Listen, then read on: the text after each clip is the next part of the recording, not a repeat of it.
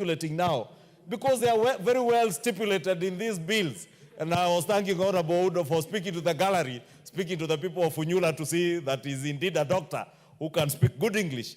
But the good English is also the good English that has been put in this legislative proposal that ensures that the things, Honorable Udo, is good you are here, that you are speaking to, issues touching on transparency, inclusivity, engagement with stakeholders, ensuring there is accountability, and beyond the process, coming back to report on the completed transaction. Therefore, Honorable Udo, if you read this bill and internalize it,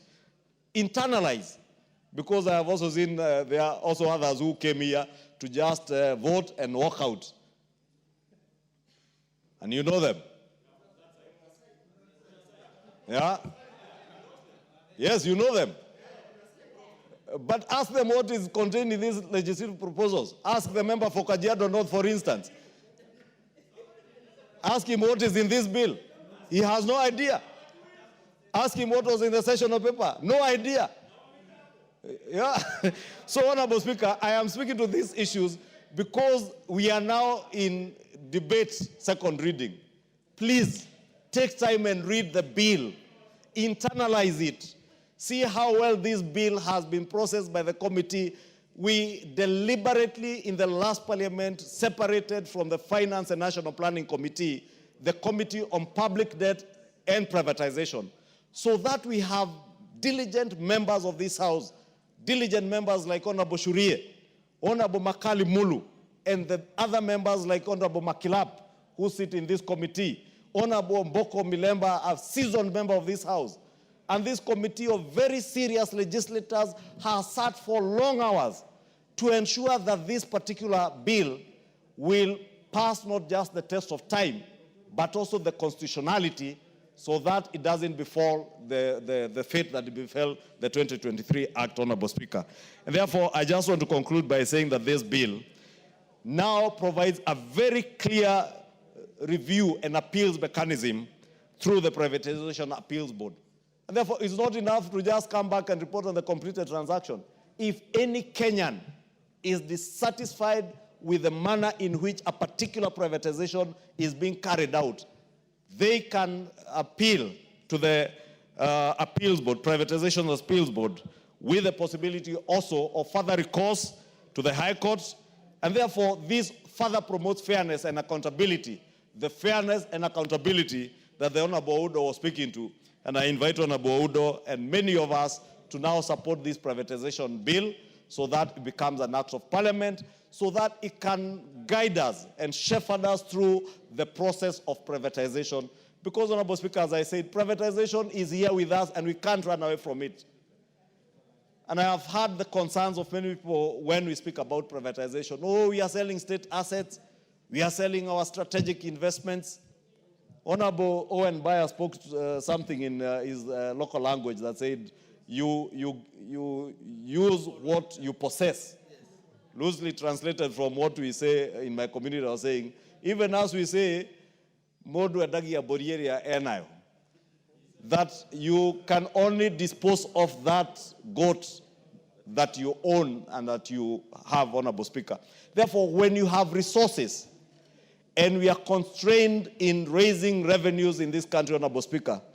Because when I hear people oppose the privatization of state-owned assets to raise resources for the state to deliver services to the people, whether it is in infrastructure, whether it is in healthcare, the same people oppose raising of taxes.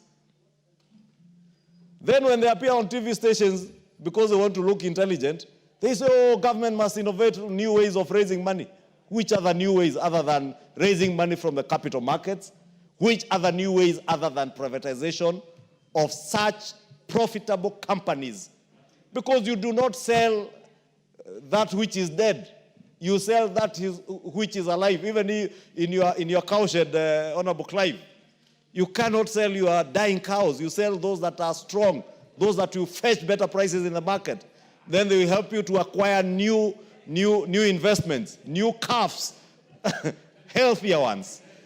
I don't know, Honorable Clive, because he went to the Alliance High School, he knows these things. He knows these things. And because I know Honorable Clive Gesairo went to Alliance, and I know he knows these things.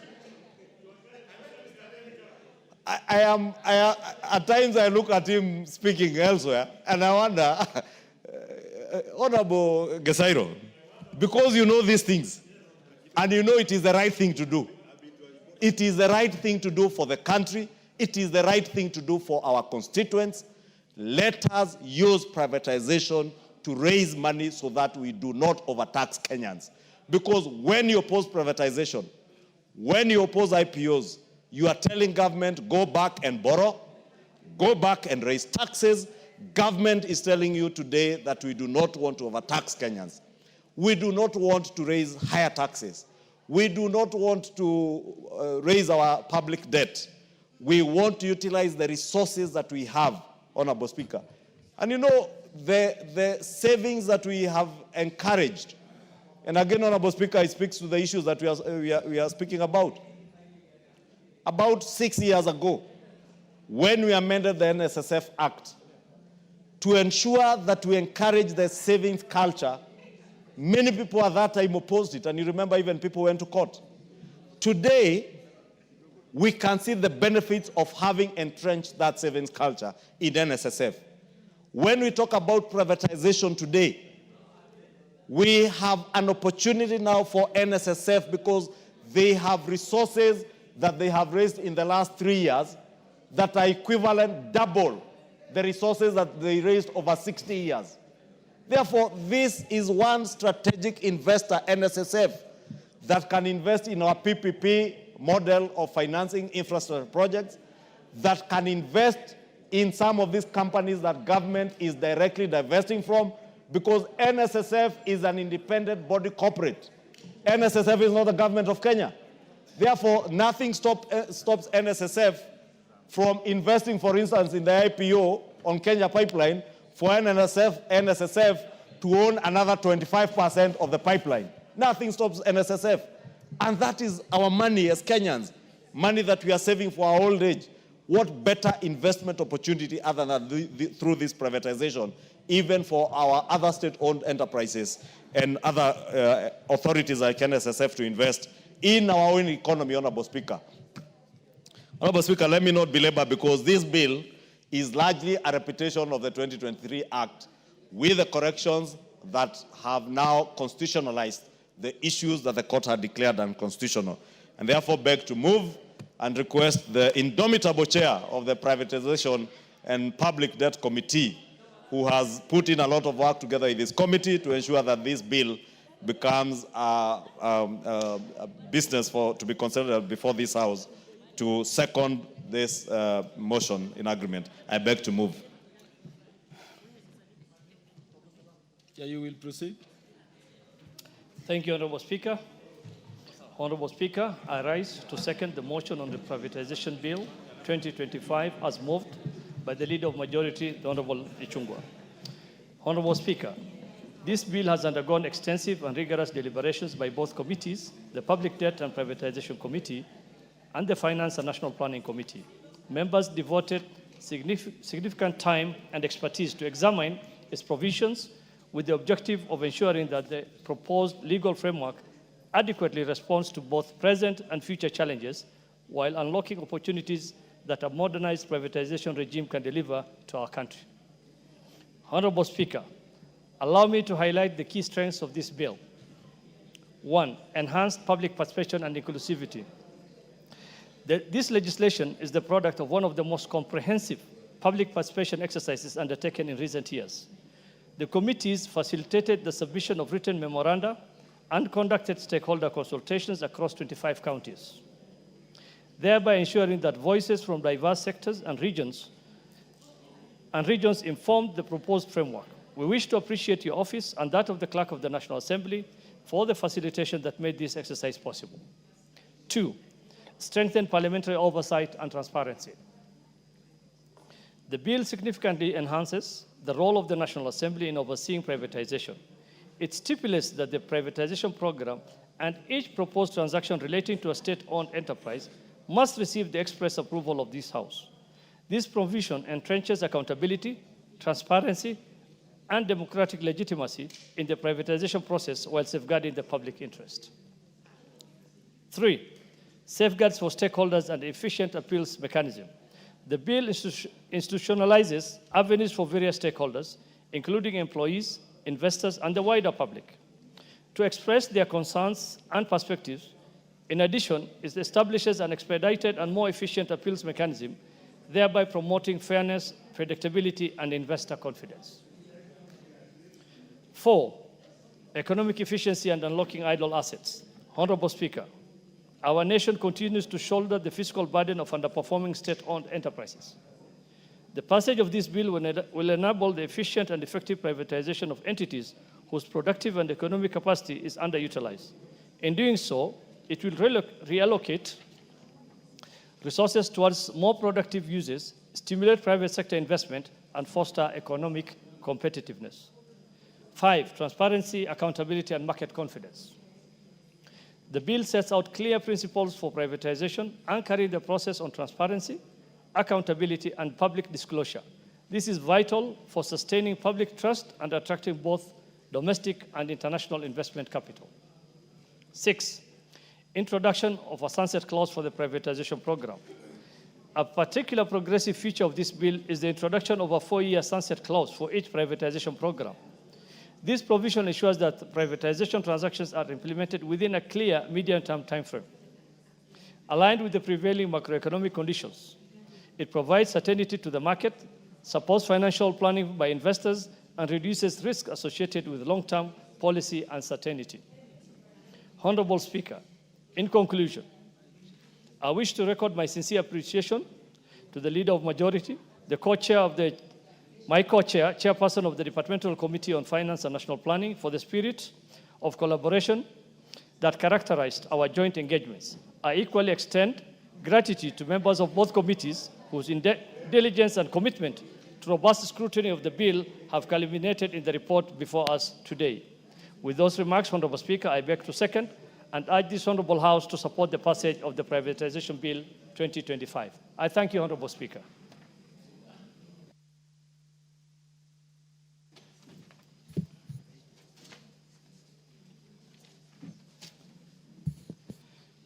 Order, honorable members.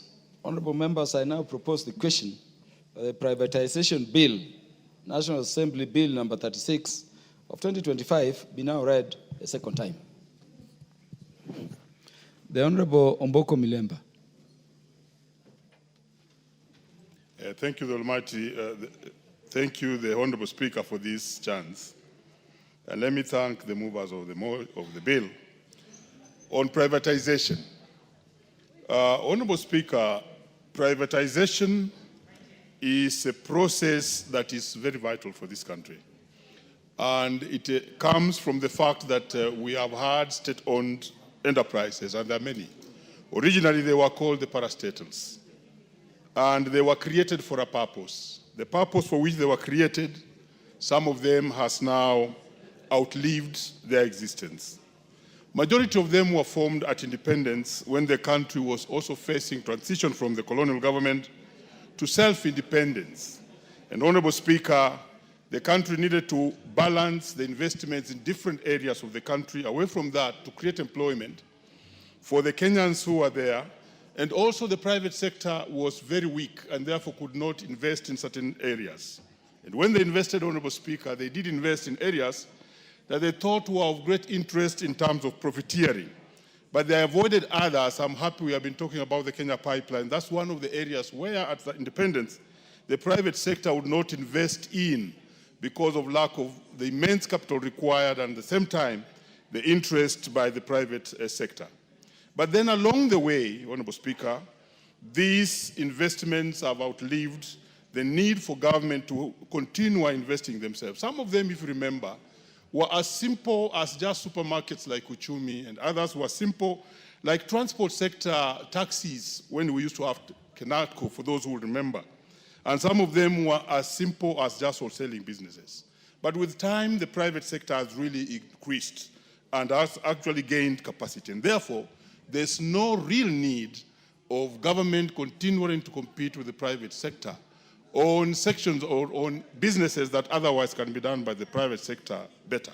Experience has also shown, Honorable Speaker, that the private sector, when given a chance to do those businesses like hotels, that reminds me very quickly of hotels like the Golf Hotel in Kakamega, the Sunset in Kisumu, which you may find that the government is still struggling to invest in such like businesses. When the private sector is doing better in terms of investing in hotels. And therefore, this law comes in timely.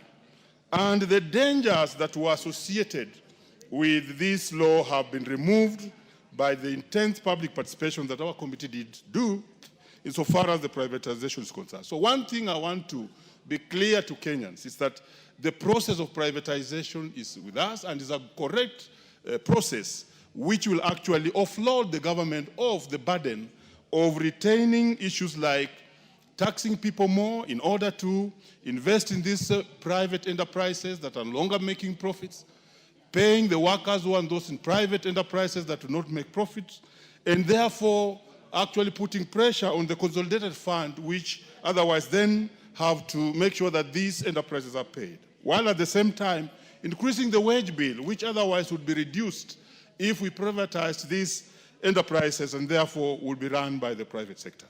And therefore, Honorable Speaker, I want to support this bill and indicate that some of the key areas that have been handled, as already indicated by the mover and the seconder of the bill, is the fact that the Parliament or the National Assembly, the Parliament has been brought in the center of this process. This was very vital because these are enterprises that are owned by the public, and therefore the representatives of the people who are in this House should have a pivotal, a very important, a core position in the process of doing the privatization. And therefore, that has been included in this bill, and it is very, very good this time. Number two, Honorable Speaker, public participation, the threshold to be actually attained is very, very important so that we don't have cases where we have this privatization being done by the executive at a different corner, and therefore the House or the representative of the people may not have a voice on what is happening. Honorable Speaker, transparency, inclusivity, and accountability in this process is also very important, and this bill addresses this, including those who are involved in these bodies that, or enterprises that need to be privatized, so that the workers, for instance, are involved and they have a stake, and it's taken that the workers will have this place for themselves upon the end of the privatization, because this has been one of the most serious challenges for the workers of Kenya. Whenever privatization occurs, then they are left out, and that has not been very good. So the employees and the workers, but the community also, because some of these enterprises may touch on community-owned or owned enterprises. We have our parks and other institutions that you may need to also consult the community, and the community should have a hand in actually saying that this is how it should be done. Also, the timeline now has been put in law so that the process can be done within a time frame that is known. And therefore, Honorable Speaker, this is a very good law, and this House must stand and take the oversight role of the process of privatization strongly, and also take the public participation very, very strongly, so that when the processes are occurring, they are transparent and every citizen is happy that it has been done very, very well. Honorable Speaker, with the passage of this bill, the government shall be able to deal with some of the publicly owned enterprises which are lying idle in the country. And most of them are in form of either factories, other hotels, and also the land on which they are lying. We shall also be asking that the valuation of these enterprises be done in a very open way, the Auditor General, so that the audit reports are also brought to Parliament for proper debating to understand that the valuations so given are the correct valuations for those government-owned enterprises that are being sold. And this is the way to go. The government cannot continue competing with the private sector in small enterprises like hotels, like markets, supermarkets, and many others which have made the government to spend more and actually taxes people more simply because they are trying to sustain these state-owned enterprises in the name of parastatus. Honorable Speaker, I want to thank you for this opportunity, support this bill, and also indicate that even the one that I missed to speak on, the one that has gone earlier on the Kenya pipeline, we believe that with an aspect of privatization, the running of these organizations become more serious, accountability is there, profits are made, and a good example is the Kenya Power and Lighting. Thank you, Honorable Speaker, and I beg to support. The Honorable David Mboni from the Finance and National Planning Committee. Thank you, Mr. Speaker. On onset, let me say I support this bill, not because I'm a member of Finance and National Planning Committee, but my background is economics, and therefore I know a bill like this one is in my area of specialization. Mr. Speaker, let me start by saying, after the independence, the government embarked on setting up parastatus and government agencies, and currently they stand at around 200, over 200 parastatal and government agencies. And basically they were to undertake legislative work and bridge gaps where private sector, by then private sector was very weak and could not offer services by that time. So the government set up parastatus like Kenya National Trade Corporation, NOC, so that they can provide services where private sector could not be able to provide. Mr. Speaker, in the early 1990s, during the structural adjustment and liberalization of the economy moved from government-controlled economy, that is command economy, to open economy and market economy, where demand and supply determines the market price. And because of that, most of the parastatals have become irrelevant to the economy. For example, Kenya National Trade Corporation, which was dealing with consumable goods, cement and building materials, has become irrelevant. And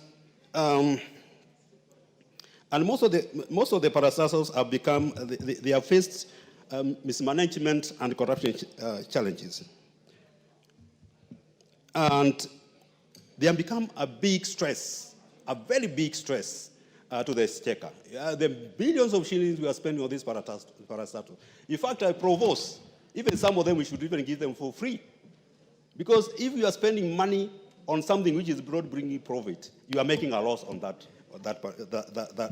thing. So I really don't care. And I know some people may say that I'm from the opposition, and I'm supporting a bill which is not supposed to be supported by the opposition, but this is the right way to go, Mr. Speaker. When we were doing public participation for this bill, there were a few questions which were being asked. One, the selling of Kenya Pipeline Corporation and this private bill, which should come first? I think that's a question which you should ask yourselves. Which should come first? And I really have no problem with that. The other thing which came up is the valuation of the parastatus. How are they going to be valued?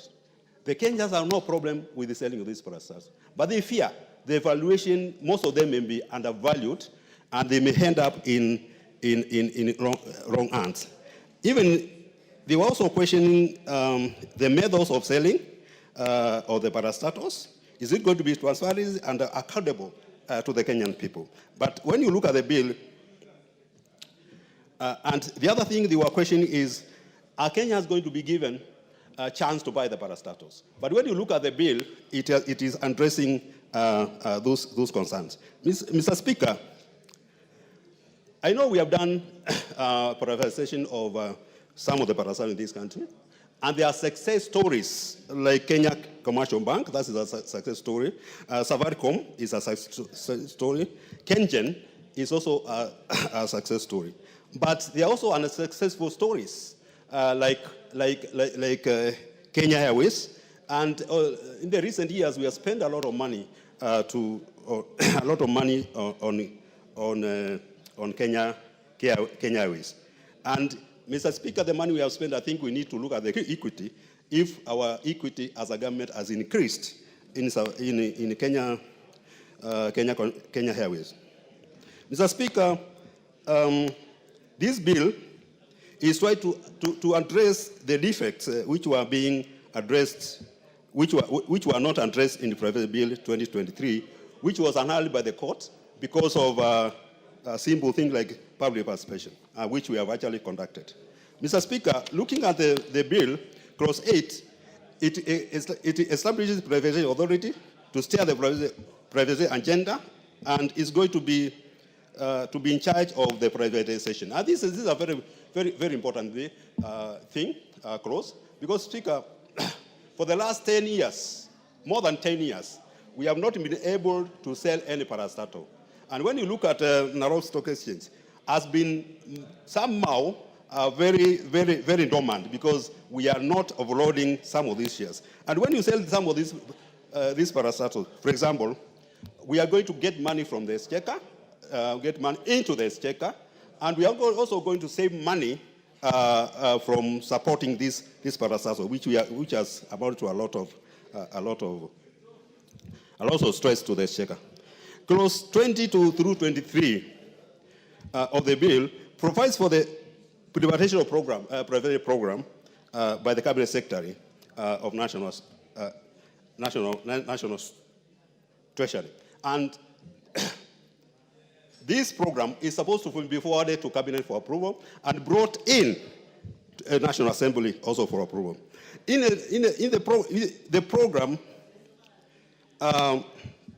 in the National Assembly, the National Assembly can do three things. One, they can approve the whole program, they can amend the program, or disapprove the whole program. And this is where the oversight role of Parliament is very important, so that we are not going to find a situation whereby these parastatals are undervalued. If we feel they are undervalued, then we can be able to reject the program for individual parastatal or all of them. Mr. Speaker, clause 21 provides for detailed proposal for each identity listed in the program and outline the following. One, the method. If you are selling, for example, let's say we are selling, for example, Kenya Pipeline, the program should have a proposal on how that identity is going to be sold. For example, we are going to have the method of privatization. Is it initial public offering or any other method? For example, private placement or sale of assets. And of course, how the shares are also going to be sold to the employees. Because I've seen most of the parastatals when they are being sold, there's a percentage which is supposed to go to the employees so that they can also be able to own shares in the company. Two, the method, the approach, and the method of valuation. How is the parastatal going to be valued? So that at least people understand this parastatal has been valued at this, and this is what we have arrived in terms of value for the parastatal. Three, implication for employees. How are employees going to be treated? Are they going to remain in the parastatal, or are they going to be given a handshake? And lastly, safeguards for public interest. Mr. Speaker, this process will give transparency in the private program and accountability to the Kenyan people. The bill provides a framework for appeals for aggrieved person. And this where Honorable Oundo, when he feels that he is aggrieved, he can go and appeal on the program, so that at least the courts can be able to address the concerns on how that parastatal is being sold. With those few remarks, Mr. Speaker, I support.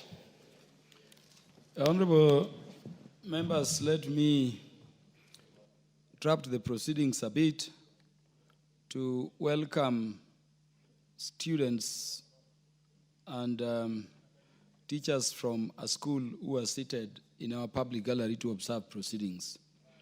This is Enosagami Wa Schools, Narok South, Narok County.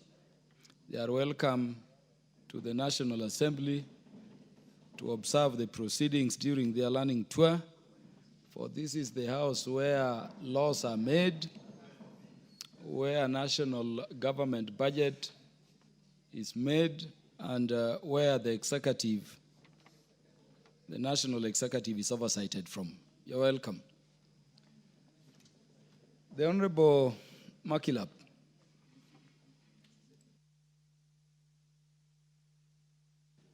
Thank you, Mr. Speaker. I want to, from the onset, that I support this privatization bill, and having been one of those members of Parliament in Committee of Public Debt and Privatization that moved across the country to get views of Kenyans on this privatization bill. So, Speaker, this is not a new thing to this House. This thing was done in 2023, and it was thrown away by the courts for only one major thing, that public participation was not done. So, Speaker, we did a comprehensive public participation this time round across the people of Kenya. So, Speaker, one of the things that members who have an opportunity to read about this bill, it sets up structures of privatization. It sets up structures of privatization from establishment of what is called a privatization authority. What does that mean, Chairman, Mr. Speaker? That it reveals what we used to have as privatization commission to now a privatization authority, which as a chairman, a CEO, and other members even drawn from the public, Mr. Speaker. And these members from the public are expertise in various areas which are established in this particular bill. It is cited in this bill that these are the members who will be appointed to this privatization authority. Mr. Speaker, it also sets what is called a privatization program. Mr. Speaker, this House has been accused that you have abdicated your role to the executive, that Parliament has no role in this particular bill. Those of us who have an opportunity to read, if you read clause 23, clause 24, clause 25, where clause 25 is even very particular, I can read, Mr. Speaker, the National Assembly shall is a must, approve the program for implementation, approve the program with amendments or decline the program. So, Speaker, it sets out the authority, it sets out the program. You know, these are two different things, the program of privatization. And also establishes other committees, even committee or what is called a bill support committee for those who are not satisfied about the privatization process. It is therefore provided for. It also provides what is called a committee to look into the entire program and sets timelines, Mr. Speaker.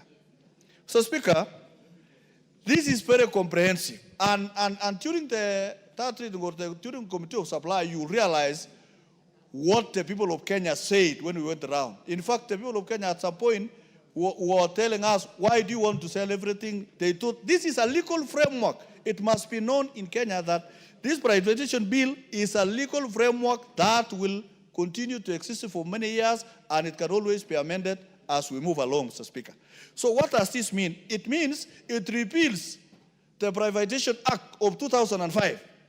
So, Speaker, if you look at 2005 and today, 2025, those are 20 years down the line, and in between, there was an amalgamation of a new constitution where it set out some parastatals under national government. And some have outlived their usefulness. In fact, at some point, Mr. Speaker, the public asked us, why are you interested in selling those which are profitable, like pipeline that we just passed some few minutes ago? So, Speaker, if something is profitable and if you want to make it more profitable, you privatize it so that you have more players, more resources in it, and in return, you will get more revenue. Government gets more revenue by ensuring that the public entity being privatized has many players and putting in resources. Mr. Speaker, it also, if you look at clause 35, subsection 2H, Subsection 2 says the privatization proposal shall specify. And this is very critical for the people of Kenya. It says, where applicable, a recommendation on how to undertake socio-economic investment to the host community. To the host community. This is very important for those who have been dealing with sugar or parastatals that are domiciled in specific communities in Kenya. Mr. Speaker, it also highlights an issue of valuation. Mr. Speaker, Kenyans are very critical in valuation, even including the valuation of what we've just passed called Kenya Pipeline. Mr. Speaker, Kenyans are saying we could even have more or two valuers so that the correct value of what is supposed to be privatized is realized for the people.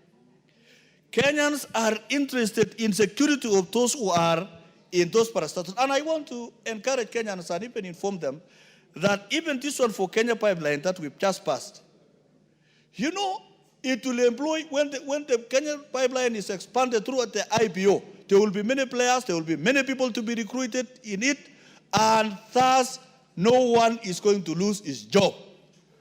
Mr. Speaker, we also privatized Rivertex alone, Mr. Speaker. Look at Rivertex today.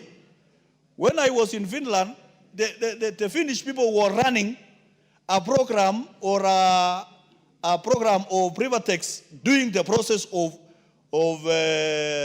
turning cotton into clothes in Washington, in Eldoret. And it is becoming profitable. What are we saying, Mr. Speaker? This bill is addressing most of the things that are required to be addressed. For example, Mr. Speaker, even when we went to public said, okay, Lord, during the Committee of Supply, you'll realize that there was some qualification or experience of over 10 years experience.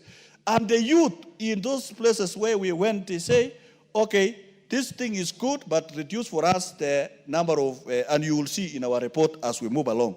So what is very important, Mr. Speaker, is the entities being privatized will be able to bring in resources, bring in revenue, and create more opportunities for the people of Kenya. So let us not see privatization, this framework, as something that is going to sell everything from Kenyans. In fact, it is creating an opportunity to raise the necessary resources to bridge the budget caps. For example, Mr. Speaker, the budget cap of this year is about 923 billion shillings. Some of them will be bridged through what is called public-private partnerships. Others will be through resources that are raised through the IPO. And using IPO, Mr. Speaker, is one of the best ways because this thing protects up to including what is called strategic national assets. It is provided for here. Strategic national assets, Mr. Speaker, because when we were in Eldoret, some people told us you want to sell the bullet factory. And we told them this bill protects strategic national assets from being privatized. So the rumors that are too many in people's heads, Mr. Speaker, has to be actually given the truth about this particular bill. Even the people of Makueni, to remove the worries of Professor, my good friend, Member of Parliament from Professor Wall. You know, the court case awarded the people of Makueni some money for the pipeline and something like that. And when we looked into it, when this thing is, the KBC is privatized, it will be able to bring in more money, and those people will be, the new buyers will take liabilities and everything else. So the guarantee of the people of Makueni to have enough resources is to actually privatize or to be compensated for the pipeline spillage and so on, is actually to privatize this thing so that you can get enough resources. So in short, Mr. Speaker, is even these hotels, I have an hotel and I'm interested to invest in it called Cabernet Hotel that has been earmarked for privatization. And the workers have not been paid. I will bring something for the workers that used to work in that particular hotel so that they can be able to get their money. So, Mr. Speaker, we must be very careful, and we have looked into this particular privatization bill. We've even come with some amendments, And I want members of parliament to be very keen so that when the chairman will be moving the amendments, you realize that we took care of the views of Kenyans wherever we went, so that those worries are actually abandoned, Mr. Speaker. I support this particular privatization bill. It's a framework. The Honorable Ndindi Nyoro is recognized to make his contributions. Thank you very much, Honorable Speaker, for this chance to give my views on this bill. Honorable Speaker, on the onset, on the economic sense of it, everyone should support a lean government. And a lean government is the one that is left to only adjudicate the services that touches on the people. And therefore, the government must always strive to cut off excess weight. When you carry more than you need, then it pulls you behind. And that is the reason why, ever since I have been a proponent of government not engaging in the business of doing business. Because what can be done by others, then the government should leave those other people to do, because they do it much more efficiently. Honorable Speaker, the other reason why government must never be too bulky and engaging in too many commercial ventures is because government of Kenya already owns 35% of all the businesses in Kenya indirectly, including the small company any member would be running in this house today. Because as corporate tax is 35%, it means the government of Kenya is actually in the board of your company all the time. And you actually give them a share of 35% of the profit you make. And it means, therefore, they own 35% of all the enterprises indirectly in terms of stakes and in terms of share of revenue, and especially net revenue. And therefore, Honorable Speaker, across the world, many governments continue to shed off whatever can be done by others, and especially in the private sector. But there is always a debate, internationally speaking, Honorable Speaker, because when you look, for example, an economy like the US, an economy like South Korea, they are private sector driven, meaning the government does not necessarily engage in too much commercial activity. But on the other side, when you look at a company like China, you see an economy where the government is dominant in direct ownership of stakes. And all those economies do well. And therefore, Mr. Speaker, it does not necessarily mean everyone is right and entirely right. It all depends on the circumstances, and it all depends on the scenario. Honorable Speaker, the reason why many companies and many governments arrive to the decision of selling many of the corporate entities, and especially the commercial ones they engage in, of course, it enhances efficiency, and of course, and especially when the reason of engaging in it is overtaken by events. Let me give what I mean. As we talk today about the government of Kenya, of us making it easy for offloading of stakes where government have direct shareholding. As late as now, Honorable Speaker, yesterday, the US government was investing in American lithium. They actually invested in a stake of around 5%.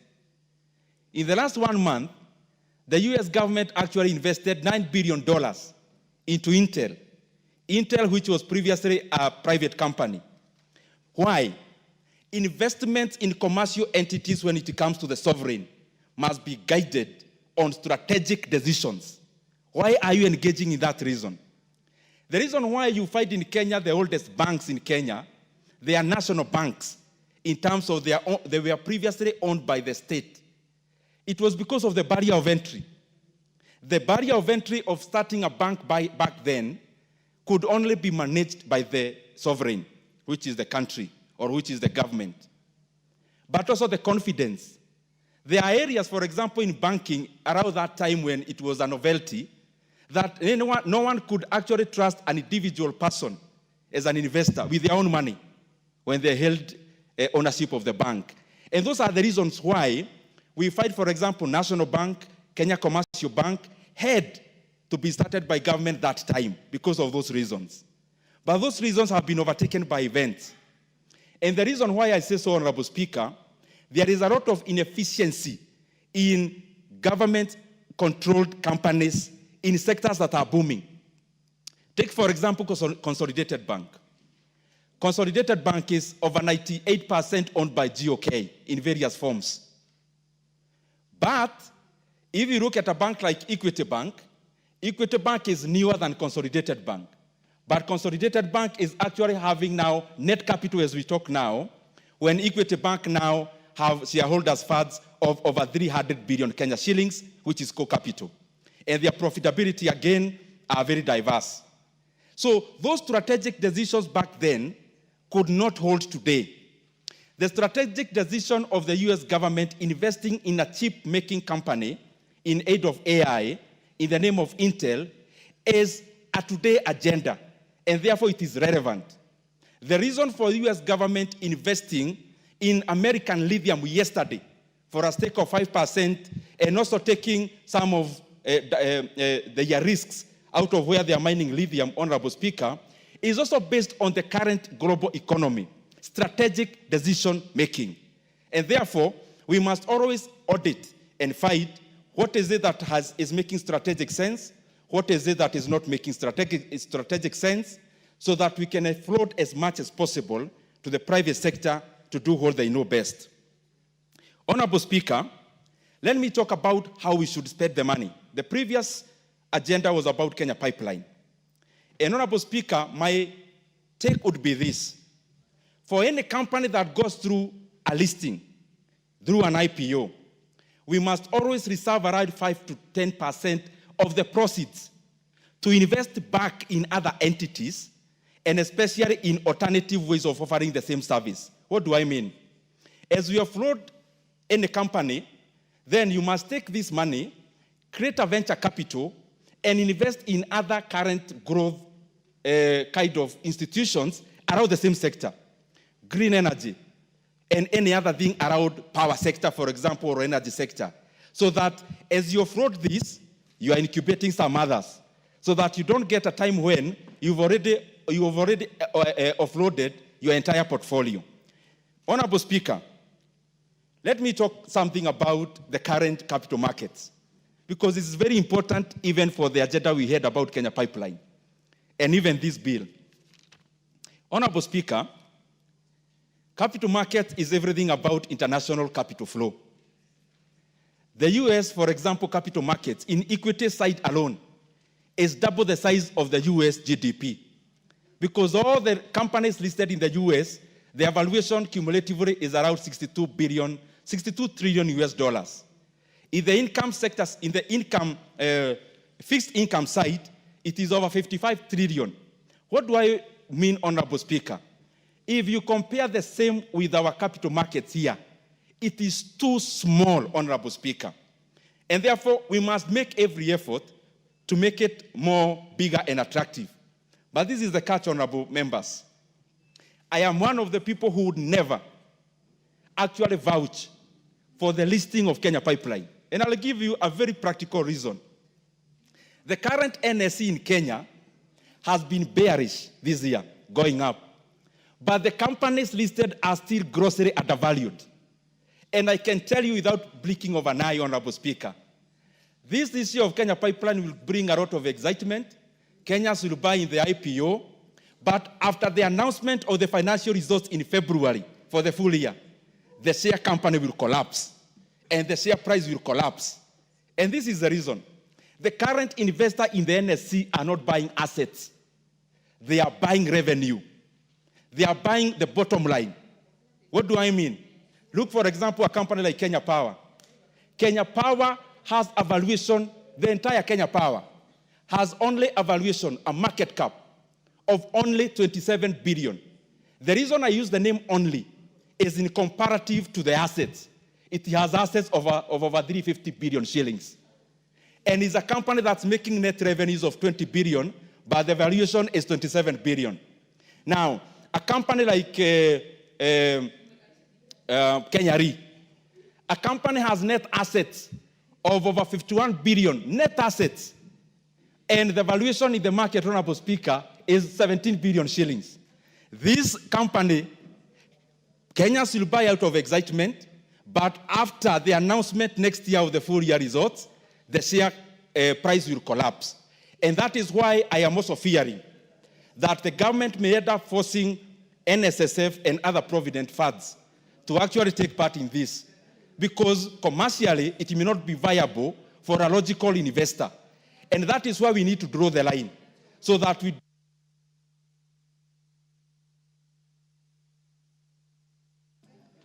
Honorable Ndindi Nyoro will be given 2 more minutes. And Honorable Speaker, I think I have made that point. The current investor is not buying assets. The current investor in the market is buying net revenue. And if you look at the profitability of Kenya Pipeline, last year was 6.8 billion. Average for 5 years is 5 billion.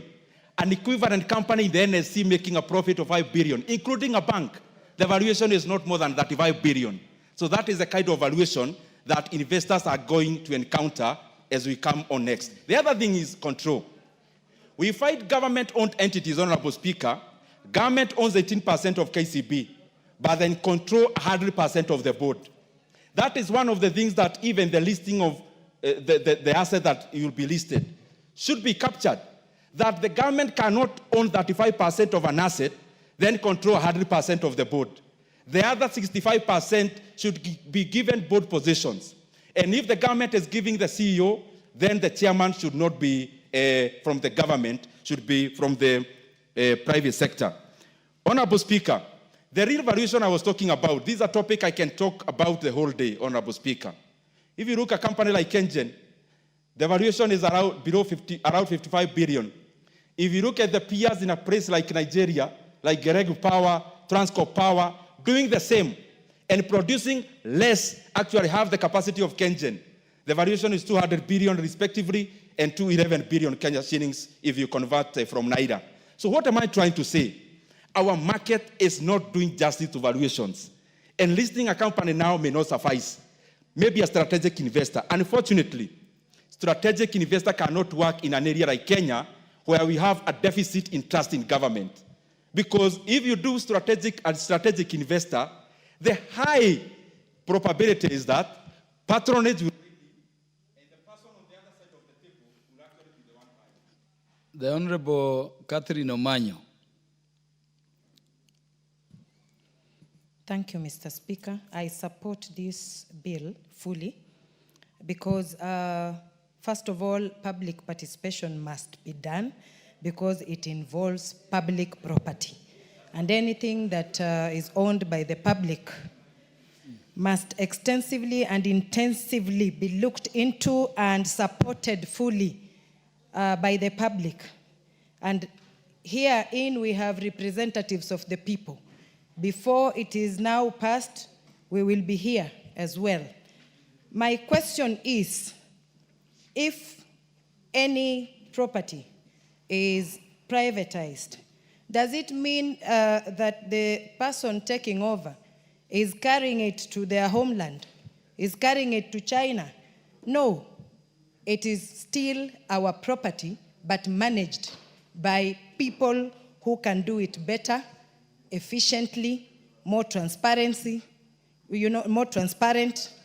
So we do not want negative energy over this, because if this is well done, unemployment to the youth will be something gone, dead and gone, and also quality of how we manage things. You know, if we bring in somebody who can manage properly, it means that our country will be developing. I know very well that other nations that are developed have done it before. It is not something new.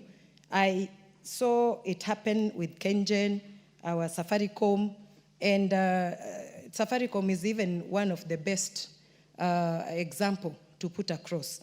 So although we know many voices come dissentingly to discourage and put a lot of poison in our people's mind, we should embrace this idea as long as we are in charge, we are in control, and we are not being taken advantage of in any way. Thank you, Mr. Speaker. The Honorable Cynthia Muge.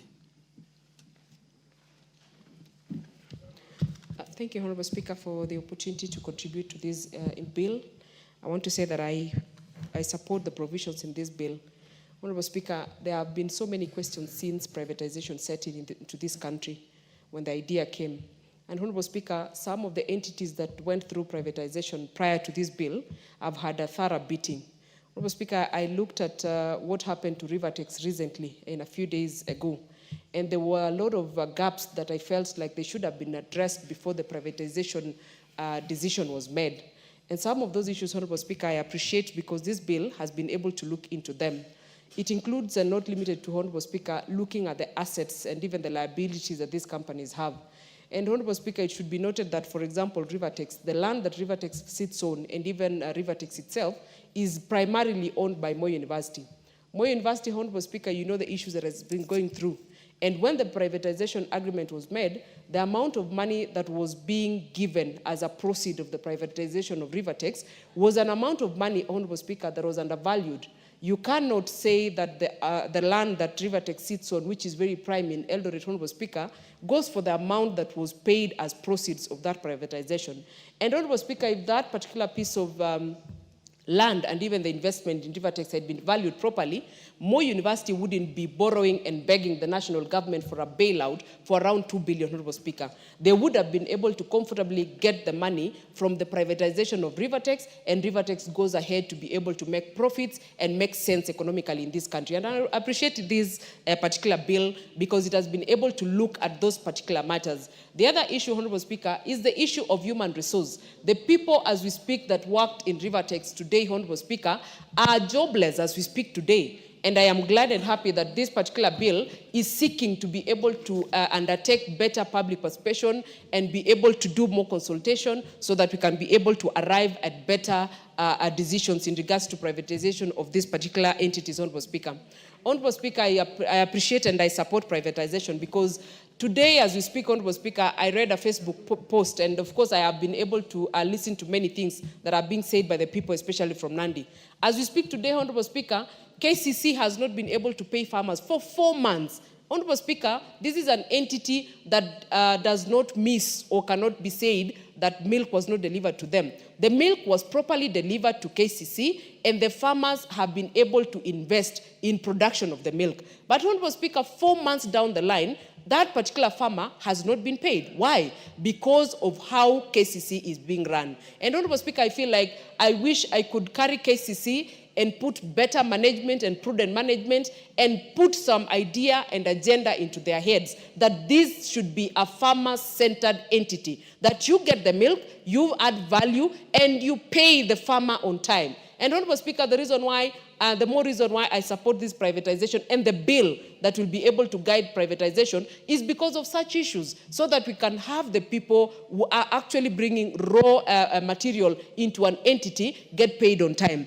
Honorable Speaker, for a very long time, government entities has been associated with bureaucracies and inefficiencies. And I feel like this privatization, Honorable Speaker, is able to finally take off the responsibility of service delivery, or so to speak, Honorable Speaker, from government entities, so that then we can finally go and run away from bureaucracies and the inefficiencies that are associated with it.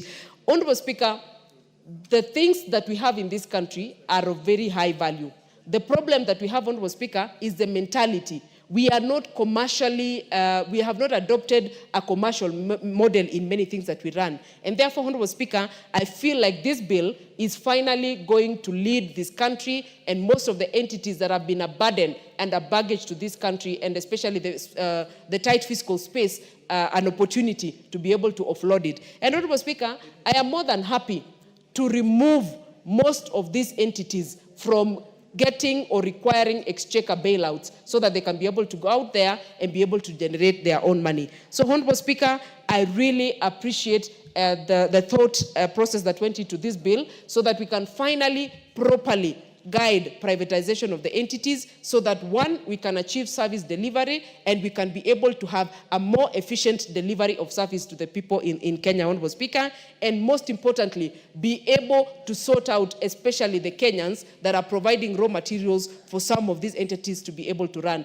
So, Honorable Speaker, I support this bill and I hope that it actually gets appropriate implementation so that it can be able to sort out the so many historical issues and problems that we have faced as a country and as a people in this country. So, Honorable Speaker, I support this bill. The Honorable Dr. Otiende Amolo, Senior Counsel.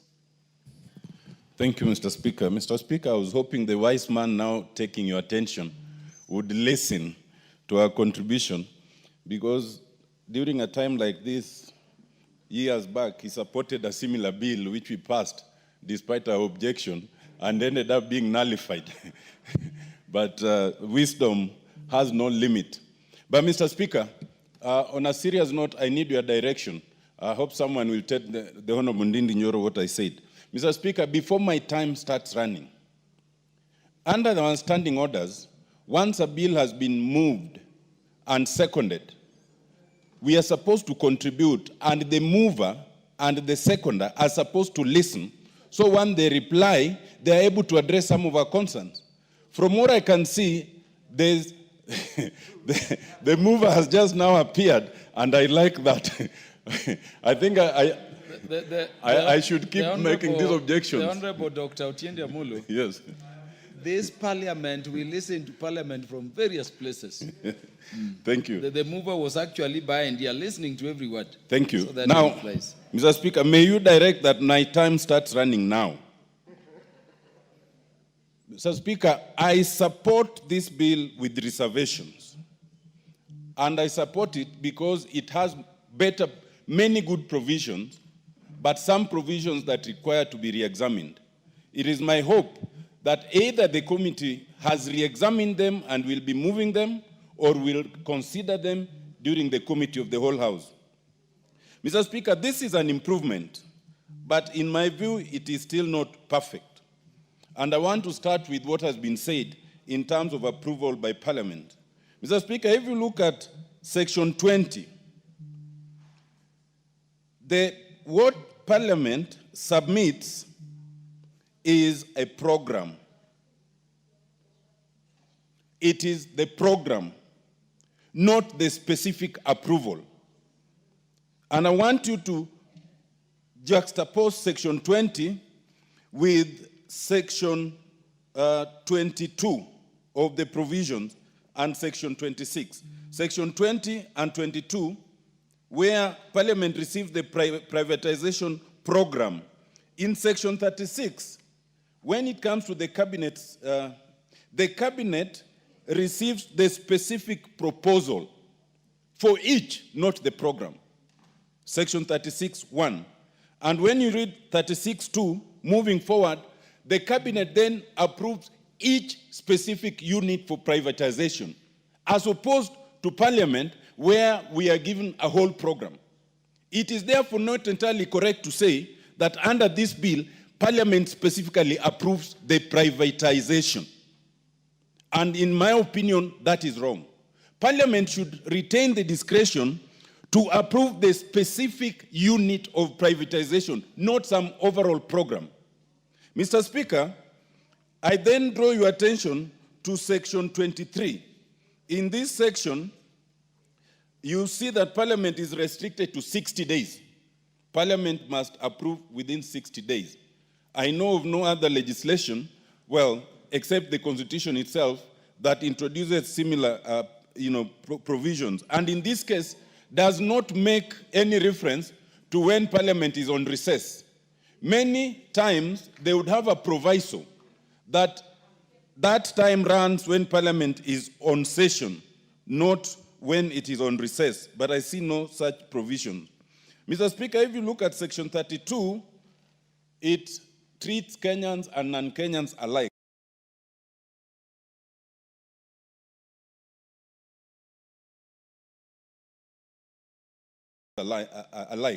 But where it says that it can be any person, whether Kenyan or non-Kenyan, then it raises eyebrows, because I thought if you must refer to it, then you'd want to give some preferential treatment to Kenyans if they are of equal footing. But when you say that it does not matter, then it is of worry to me.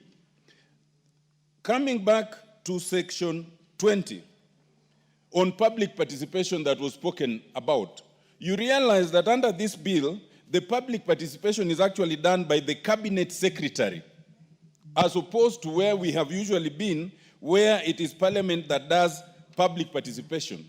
If you read that with the restriction in terms of the 60 days, it drives you to the conclusion that this bill wants the public participation to be done by the executive and wants no window for public participation by Parliament. And I have a problem with that. Mr. Speaker, Section 53, and this is a bit technical, but you'll understand it. Honorable Otiende Amolo, you know, whenever you speak, the House goes quiet. Is there business that can be transacted by Parliament that does not involve public participation? That is my submission. If we consider the provisions of Article 118. Let me answer it in this way. And that is, what you've said is my exact concern. That Section 20 of this bill gives the Cabinet Secretary the discretion to do public participation. When it comes to Parliament, then, Section 23 restricts Parliament to 60 days. The point being this: in my view, that restriction will constrain the ability of Parliament to do public participation. That is my submission. And that then becomes unconstitutional. Yeah, it will constrain Parliament in terms of time. Yes. But it cannot take away it will the obligation imposed on Parliament by Article 118, which I may read. I'll freeze your time.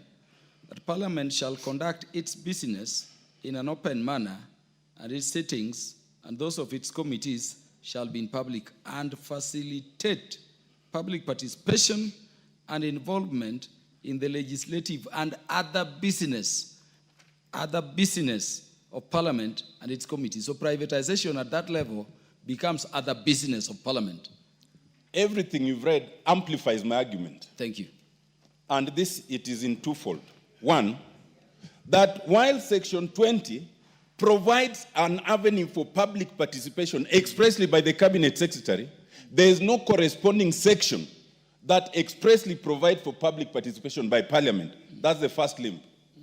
The second limb is that by restricting the time to 60 days, and you know how public participation works, it may interfere with the duty of Parliament to do public participation. And that is my problem with those two sections. Thank you, I now Honorable come Amolo. to my last submission. Thank you, Honorable Amolo. My last submission is this. Yes. In relation to Section 53. No, Honorable Amolo does not want information from you, Mover. No. Mover, that's why I wanted you back. Take notes keenly, and then when you are replying, you will be able to respond. I have heard Honorable Amolo Mover to be saying there could be amendment to the period. But that is why I started. Parliament. Mr. Speaker, I started by saying this. But Yes, what is the Mover. point of order? You can also freeze his Honorable Otiende's time, because I just need... Honorable Otiende, I will not because freeze your the time, issue but Honorable I will Otiende add you time. is raising, Honorable Speaker, and you have alluded to it, is critical on public participation. And you have clearly read the provisions of Article 118 of the Constitution. I just wanted Honorable Otiende to help the House as a senior counsel. When the Constitution explicitly provides for public participation, that Parliament must conduct public participation on any legislative proposal, an act of Parliament can never negate that, and that is my understanding of basic law.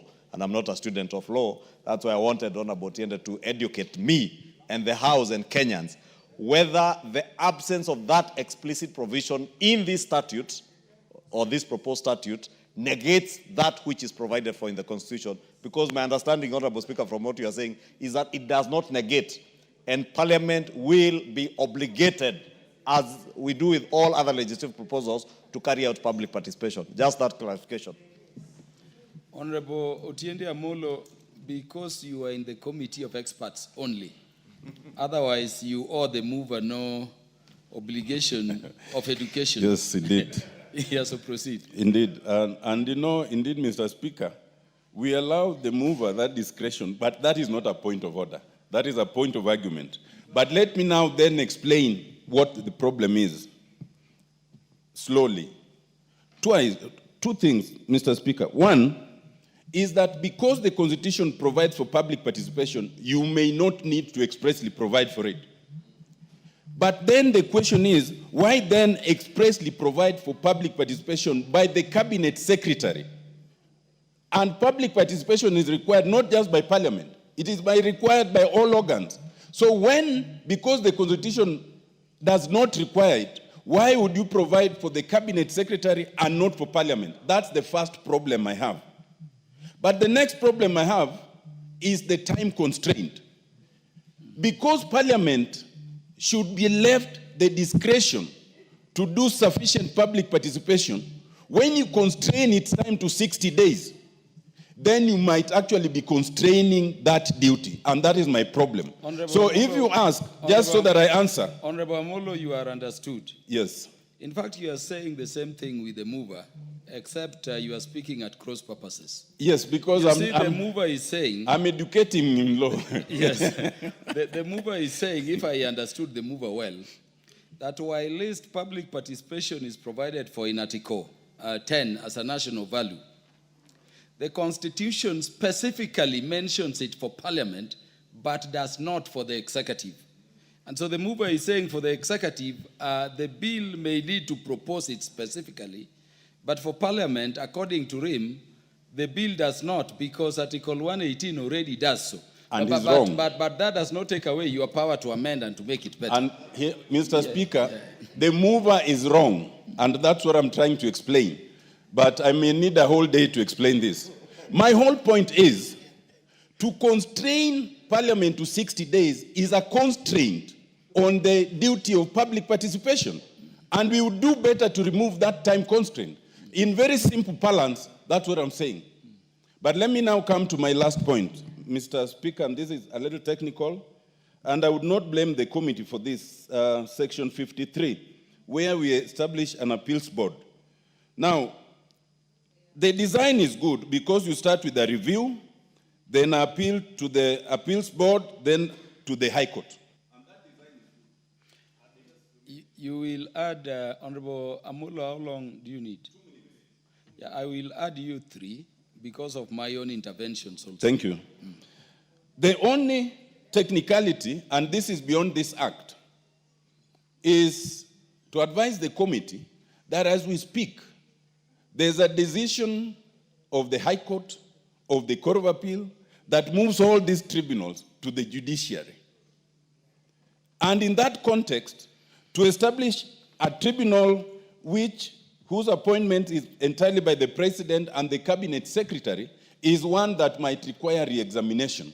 And in fact, as we speak, the legal team in this House, including the Speaker, are grappling to persuade the court that there's room for administrative tribunals and judicial tribunals. But for now, that is the law.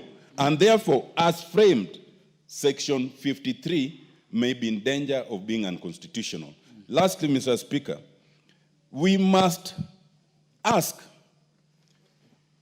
our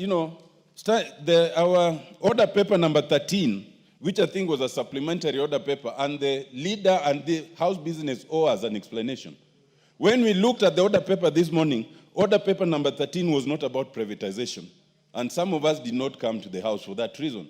When we come, we now find there's a different order paper for approval of a privatization based on a sessional paper, when the very next order is approval of a bill that regulates privatization. What is this thing of legislation by ambush? It is something we must object to, and it is something that must be corrected. Thank you, Mr. Speaker. Thank you, Honorable Amolo. Honorable Amolo, the business of the House is determined by the House Business Committee, and there is something called supplementary order paper, so we must always be vigilant about that. Yes. The Honorable Benjamin Langat will now speak. Mr. Speaker, thank you for giving me this opportunity. Order, honorable members. Order, honorable members. The mover the leader of majority take very seriously the last point raised by Honorable Amolo. And by the way, I know some amendments speak to it, Honorable Amolo, in terms of realigning, those provisions. But I think Honorable Amolo also look at the distinction between the privatization proposal and the privatization program in terms of their contents. And then you can make proposals in terms of how to improve. This bill, you both agree, is a good bill. Honorable Benjamin Langat, proceed.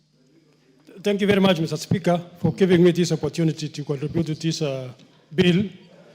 Mr. Speaker, as has been said, this is not a new bill. It has already been passed in 2023, but the courts annulled it. Mr. Speaker, the reason why it was annulled was because of lack of public participation mainly. And I want to inform the House that we have done very serious public participation, Mr. Speaker. Mr. Speaker, in fact, we went to 25 counties outside Nairobi, Mr. Speaker. So we have corrected the anomaly, and hopefully the bill will go through. Mr. Speaker, this bill seeks to repeal Privatization Law Act of 2005, and it creates a privatization authority to replace Privatization Commission, which, Mr. Speaker, had been affected by a lot of bureaucracy, Mr. Speaker. Imagine for the last 10 years, there has not been any privatization of any company in the Republic, Mr. Speaker. So, Mr. Speaker, hopefully this bill will make the process smooth, will make the process faster, and will make the process safer, Mr. Speaker. Mr. Speaker, this bill creates a privatization authority with a board. Number two, Mr. Speaker, it distinguishes the functions of different actors in the process. Privatization authority will do the implementation of the privatization process. The CS, Mr. Speaker, will initiate the process through what we call privatization program, which is basically the list of companies that have been identified for the purposes of privatization, Mr. Speaker.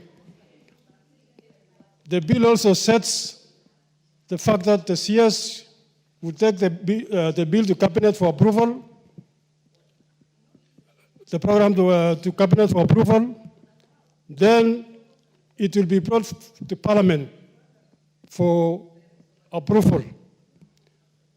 And Parliament can approve as it is, can amend, or can reject, Mr. Speaker.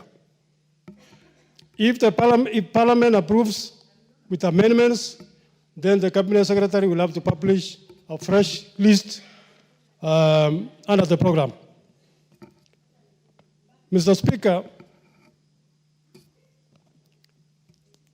the privatization program has been given 8 years for implementation, because again we have seen some of the privatizations which have been done before. They have taken a lot of time. So the bill provides that when we approve the program, it will take 8 years.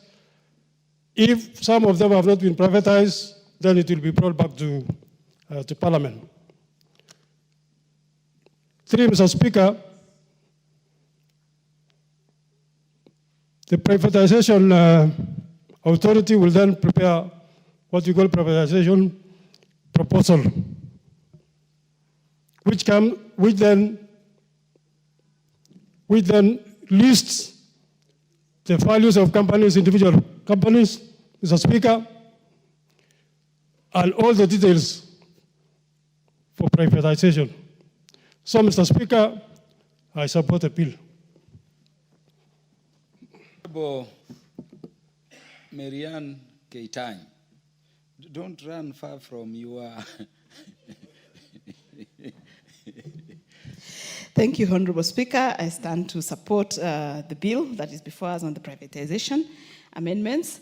And first, Honorable Speaker, I would like to go to Article 10 of the Constitution of Kenya, which talks about the national values and principles of governance. And in particular, it talks about the values and principles that state organs, state officers, and public officers, wherever they are, applies them. And more specifically, Honorable Speaker, I want to talk about good governance, integrity, transparency, accountability, and sustainable development. I think that part of sustainable development is very critical. And when you look at most of these institutions that are being privatized, they actually exist to do business and to make money.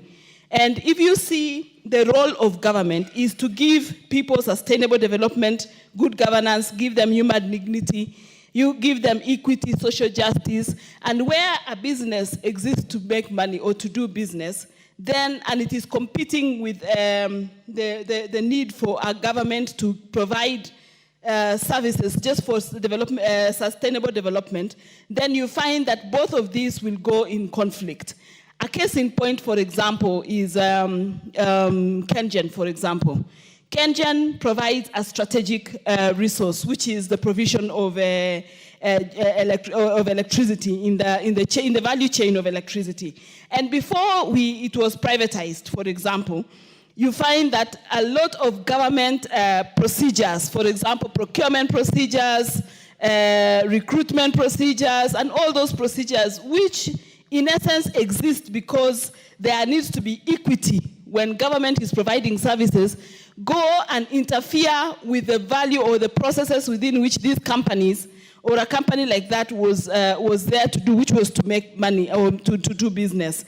And therefore, I would support the privatization arrangement where most of these strategic assets that exist for the purposes of doing business and giving services to the common mwananchi at the same time are able to thrive in an environment that is private, that is able to compete with other businesses. And I take note, especially Section 21 of the proposed bill, which talks about, without prejudice to the generalities of the subsection, it talks about identification and determination of these entities for privatization, where we take into consideration Part C of it, the strategic nature of the public entity to be privatized. I think that is very important because many of the businesses that government do are because they are strategic in nature.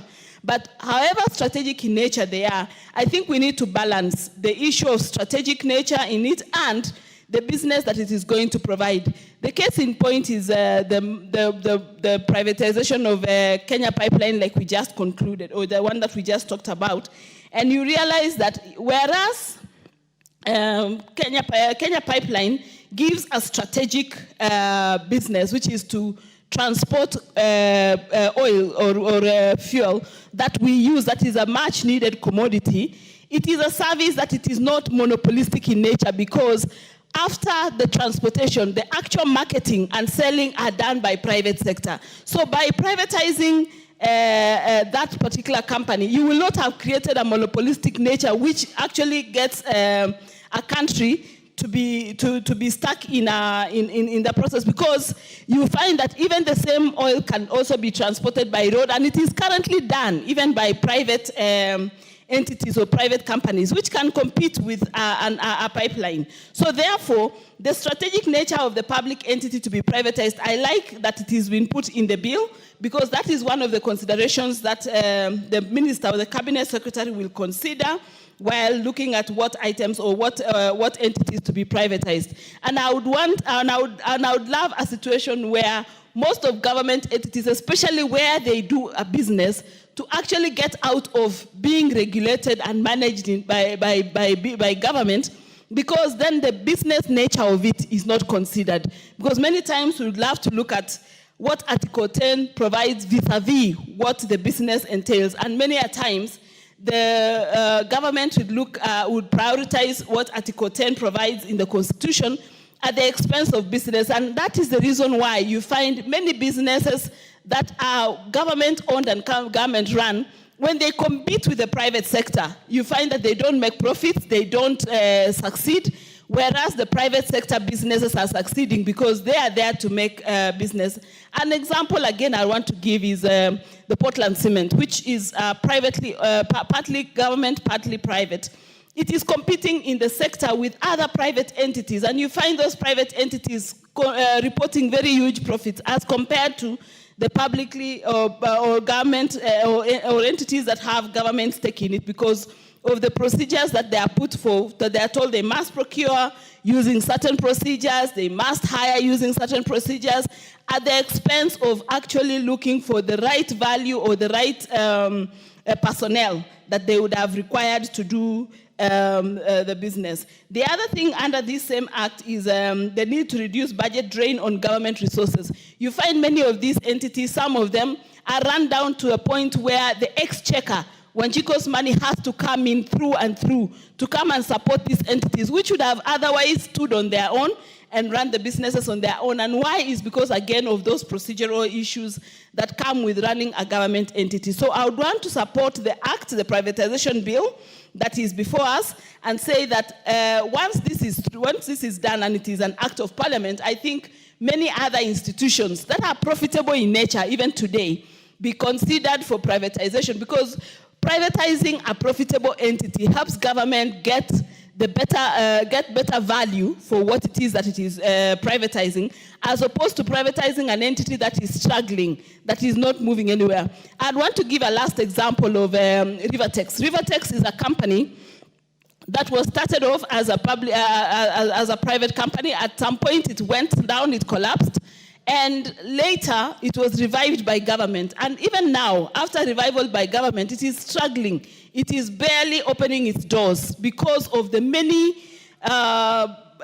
issues that have been brought because of being a government state-owned company. If that company was privatized and it was running as a private entity to make clothing, because that, if you look at what they are doing, much as it is strategic, it is not very strategic enough to say that you really need it as a private or as a public entity. So if it was running as a private entity competing with other cloth manufacturers, I think today it would be employing more people, opening its doors, doing a lot of business, and having the Eldoret city very vibrant because of its nature of the activities that it would be doing. But as we speak today, there is little or no activity in that company because of all these issues that we have brought through the public, through it being a public entity, and that has really clogged it down to a point where it is at near collapse at the moment as we speak. So I want to support this bill and say that this bill has come at a timely time,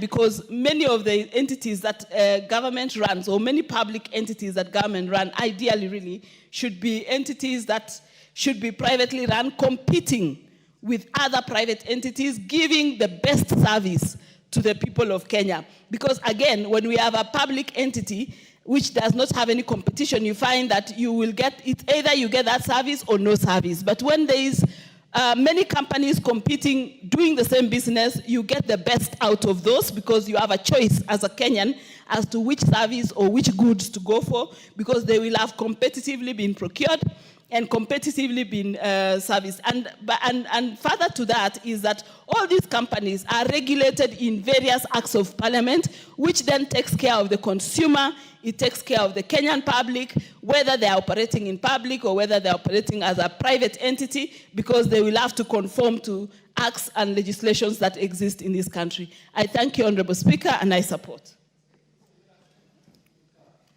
Let us be fair to the Honorable Joseph Oyula.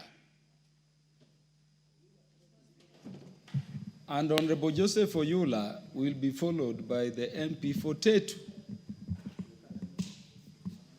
And the MP for Tetu will be followed by the Honorable Dr. John Makali Mulu. David. No, you are Dr. Makali Mulu. Yes. Yes, so give them the mic in that order. Thank you, Honorable Speaker, for giving me this opportunity to also contribute to this important bill. Honorable Speaker, privatization has been with us for some times. It's only that it lacked proper legal position in the country. We had some companies privatized, government companies like KCB and so forth, which were privatized and have done very well. So this bill enables the public also to participate fully in the running of the organizations. It will therefore help the country in ensuring that government does not participate in private enterprises, but lets it out to the public also to participate. The bill, Honorable Speaker, establishes authority indicating the functions, operations, and sets governance standards, which is very important for the organization to be run properly. The bill brings out legal methods, including public offerings, shows eligibility criteria for investors. Of course, the investors must be able to measure certain standards so that the organization can be run well.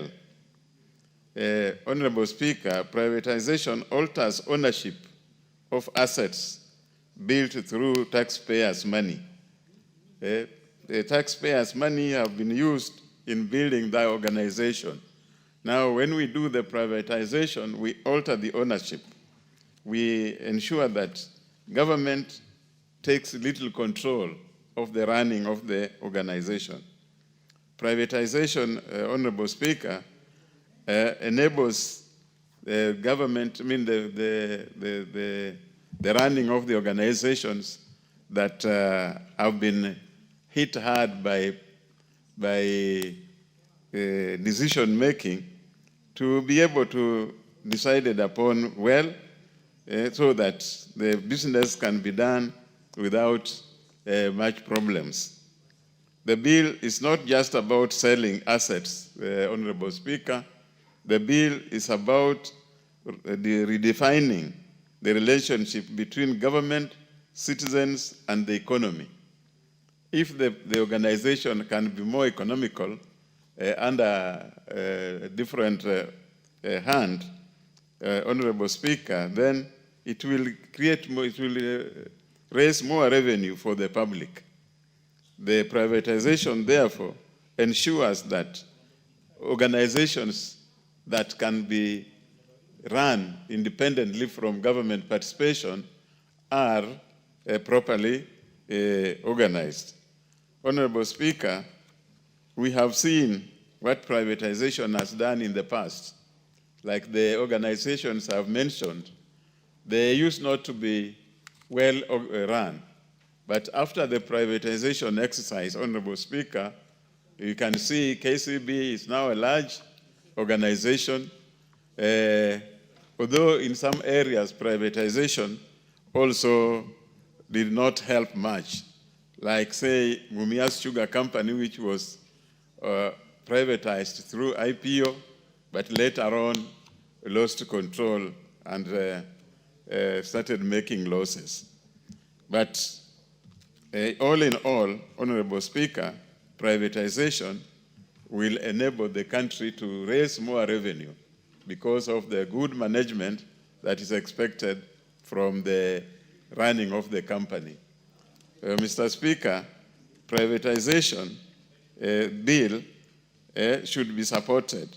It's opening up for other organizations that the government should not continue handling to be privatized. With this legal position, Honorable Speaker, we think that the government can now move out of running business instead of running the other services that are required. So with those few remarks, Mr. Speaker, I support. The Honorable Geoffrey Mwangi. The MP for Tetu. Thank you, Mr. Speaker. Mr. Speaker, I support privatization, but I don't support this bill because it has a number of deficiencies that needs to be addressed before it can be passed by this House. Mr. Speaker, many speakers before me have alluded to some of them, and I do not wish to repeat. But the first thing, Mr. Speaker, is that in the bill, it is not very clear how the organizations to be picked for privatization will be picked. The bill is also not specific on the method of privatization that will be applied to each of the entities in a privatization program.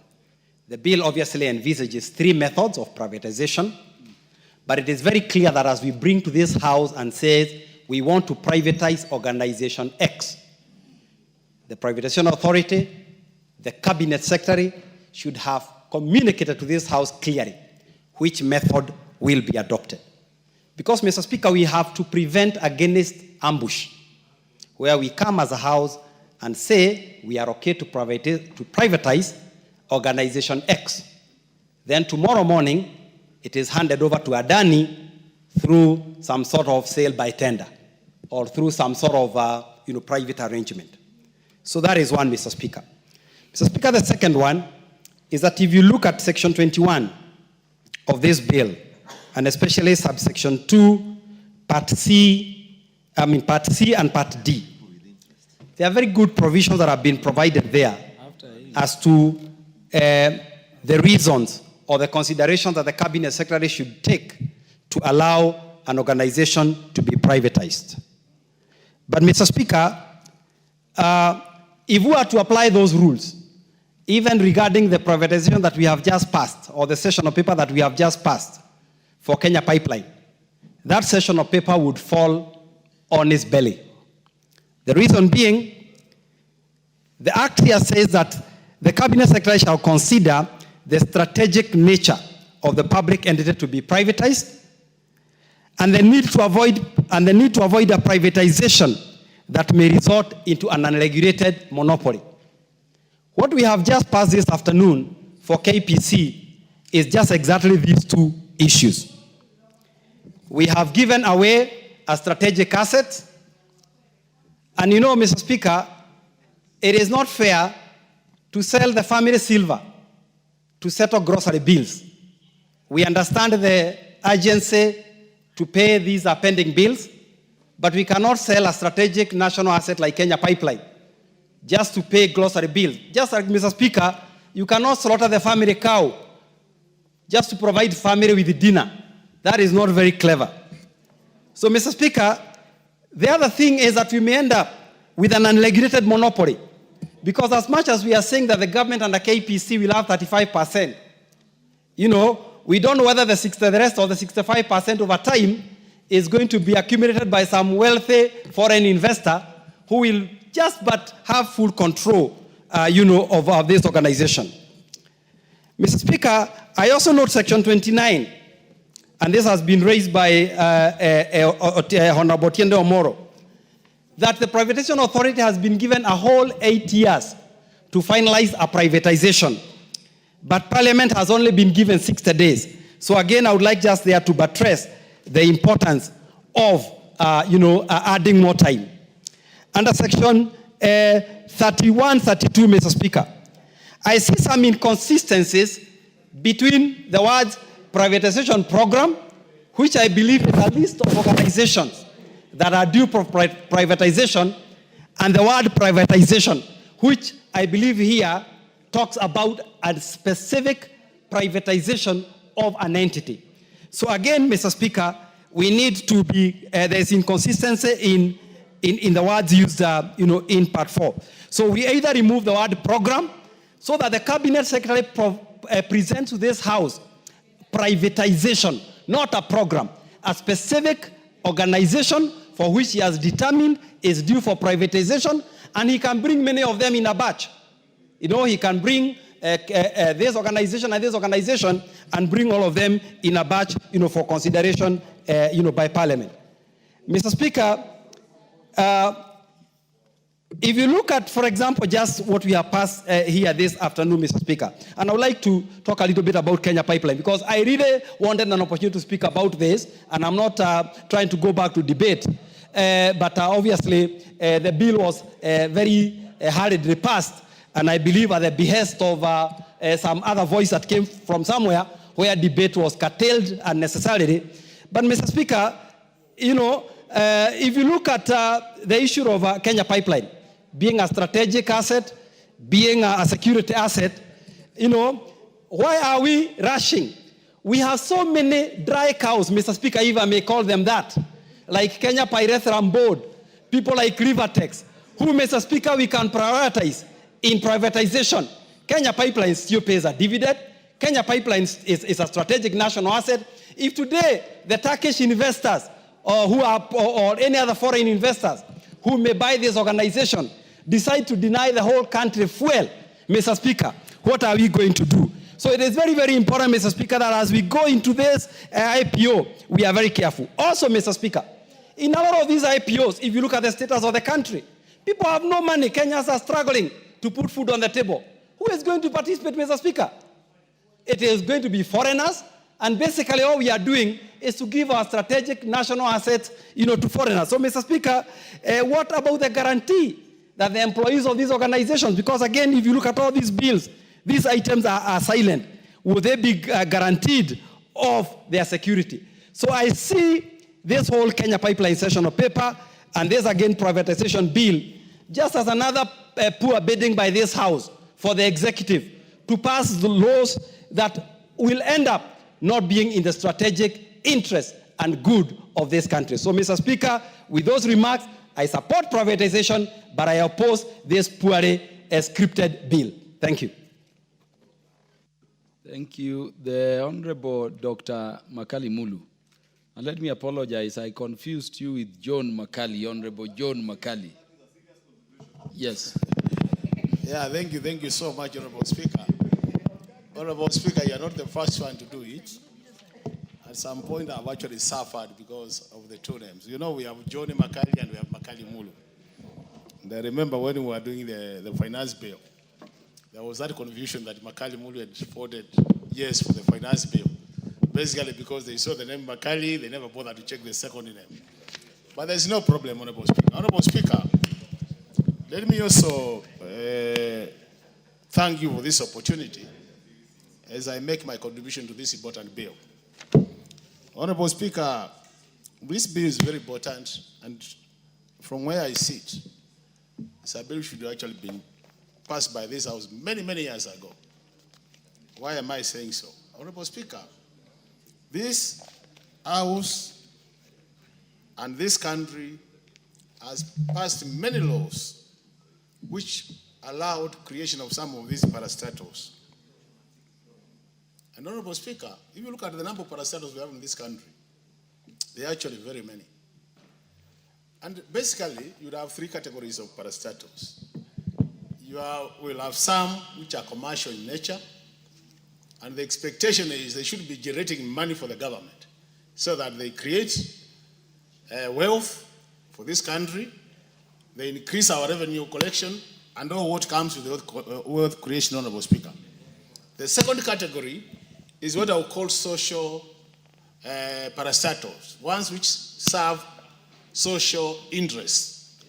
Things like NHIF, things like NSSF, parastatals which you don't expect them to make any money, but are good for ensuring that socially they benefit Kenyans. And then the third category, Honorable Speaker, are what we call strategic parastatals. Parastatals which are there to serve the nation.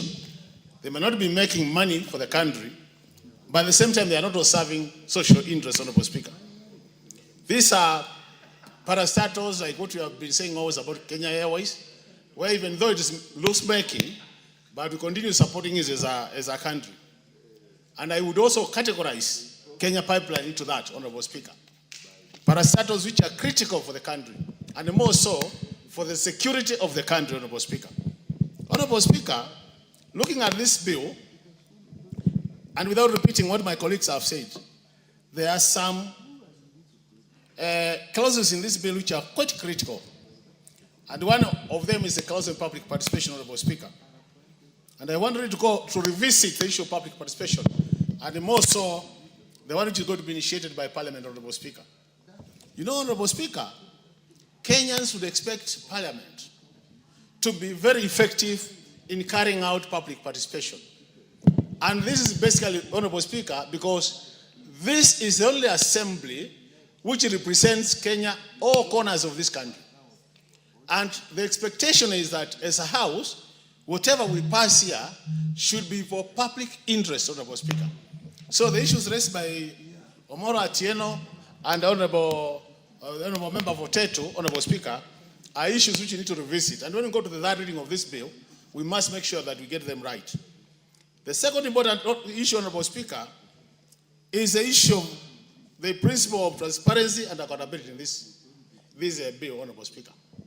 This issue has really been discussed in this. And this is very important. This principle of transparency and accountability is very important, Honorable Speaker. Why am I saying so, Honorable Speaker? Because in the past, we have seen parastatals which have been privatized, but the people who benefit are the people who are buying the parastatals, and the public does not benefit in any way, because some of them have been given out or been sold out, Honorable Speaker, at very low prices, to an extent that even the investment cost is never recovered, Honorable Speaker. So I think, Honorable Speaker, this is a matter as a House. We must ensure that this principle of transparency, Honorable Speaker, we need to entrench that part so that whatever we are going to be in future to be privatizing, Honorable Speaker, we must ensure that it's done in an open way for the Kenyans to benefit. The third matter, Honorable Speaker, is this bill also becomes very important because of the duplication issues. Honorable Speaker, most of these parastatals have what I will call duplication laws. Laws have been duplicated, Honorable Speaker. And what is happening is we could achieve the same outcomes by either merging them or selling them off so that we get money to support our revenue as a country, but still achieve the same outcomes. So the fact that now we are getting this serious, Honorable Speaker, means that it would be easy to identify these parasites which are actually duplicating roles so that we either merge them. In that case, we'll be saving in terms of administrative cost, in terms of current cost, but at the end of the day, we'll be able to achieve the same role. The other issue, Honorable Speaker, which is critical, and now this is where I want to revisit. When you look at this bill, Honorable Speaker, Honorable Speaker, I really need to beg that you listen to what I'll be saying after you go through Mr. Mutunga, Honorable Speaker. Honorable Speaker, because this is a matter of Honorable Makali, what is out of order, Honorable Jerusha Mumanyi?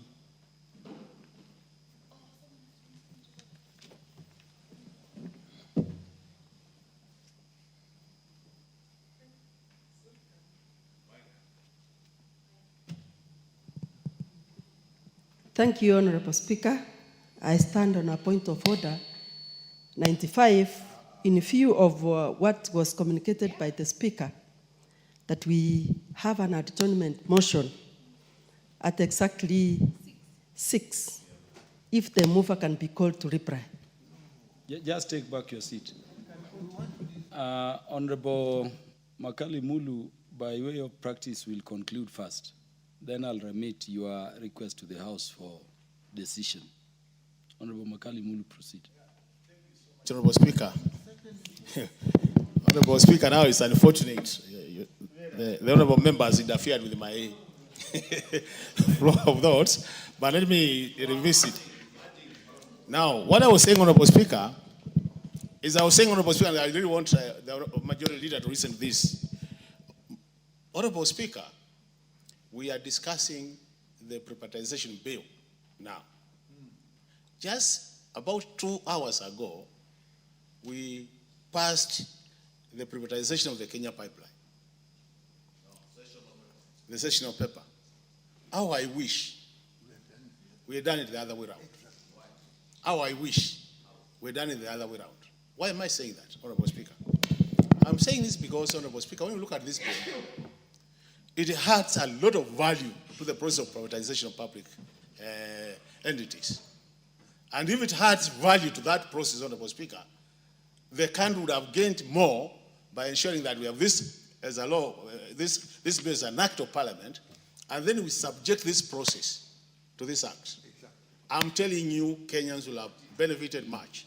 But now what has happened, Honorable Speaker, and this is what I was saying, because this is the work of the House business, Honorable Speaker, and I've sat in the House business for the last 10 years.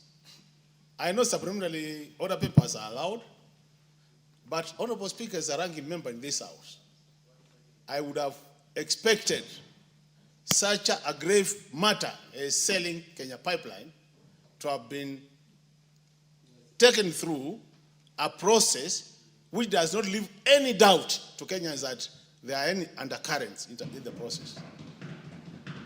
We might not want to say it here, but Honorable Speaker, I thought I need to say that with all due respect to the process, that this thing called Kenya Pipeline, Honorable Speaker, I want to give you an example. Our people in Makueni, because of the spillover, we have a serious matter in one of the Makueni areas where our people lost life, where our people continue to suffer serious diseases as a result of that. And as we are talking, Honorable Speaker, that matter was never resolved. So leaders from my region would have expected a situation whereby, even before we conclude that process, Honorable Speaker, that matter will have been discussed to the end, Honorable Speaker. And in that case, Honorable Speaker, Honorable Makali, we will not disadvantage any Kenyan. Honorable Makali, you may be right, but Parliament has made a decision on the matter. I've seen it in the... And that decision could be because of several, among others, that issue you are talking about. Yes, so I want to discourage us from, seeking to review a decision. No, I know the decision has been made, Honorable Speaker. By Parliament properly. Honorable Speaker, I'm a ranking member just as you are, but I know what we say goes to record. I know that motion was passed by the House. It is history. But the good thing is I have a chance now to talk about, I'm talking on this matter as part of my contribution to the privatization bill, which actually touches on this matter. Honorable Makali Mulu, you have done very well. But Honorable Speaker, as I conclude. The point I'm making, Honorable Makali, yes, is that it is wrong for members of Parliament to cast aspersions on the procedures Parliament is using to transact its business. This is not the first time the matter of privatization of that subject matter came before the floor.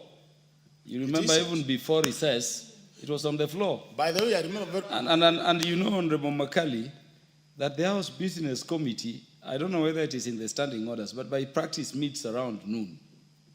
So let us not, as members, be here to cast aspersions on matters Parliament has decided on. Anyway, Honorable Speaker, what I'm saying, and I want to repeat again. Yeah, conclude. I want to repeat again, Honorable Speaker. I've been a member of the House Business for 10 years. I'm not casting any aspersion, Honorable Speaker, to this committee, but what I'm saying, Honorable Speaker, as a country and as a House, Honorable Speaker, is the public knowledge that our trust out there as a House has gone very low.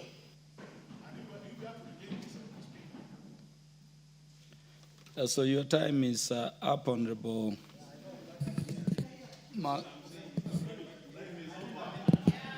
No, Honorable Makali Mulu, you've not requested for time. If you did, I would have made a decision on it. Yeah, honorable members. Yes. Honorable members, the Honorable Jerusha Momanyi, standing at her place, moved that the mover be called to reply. I now put the question under standing order number 95, that the mover be called to reply. Will as many as are of that opinion say aye? Aye. Will as many as are of the contrary opinion say nay? Nay. Yes, the ayes have it. The ayes have it. So mover will reply. Thank you, Honorable Speaker, and thank you because... Order, honorable members. Honorable Speaker, Honorable Kajuang, Honorable Nyikal, just order. You remember I asked the question and paused to listen very carefully. Yes.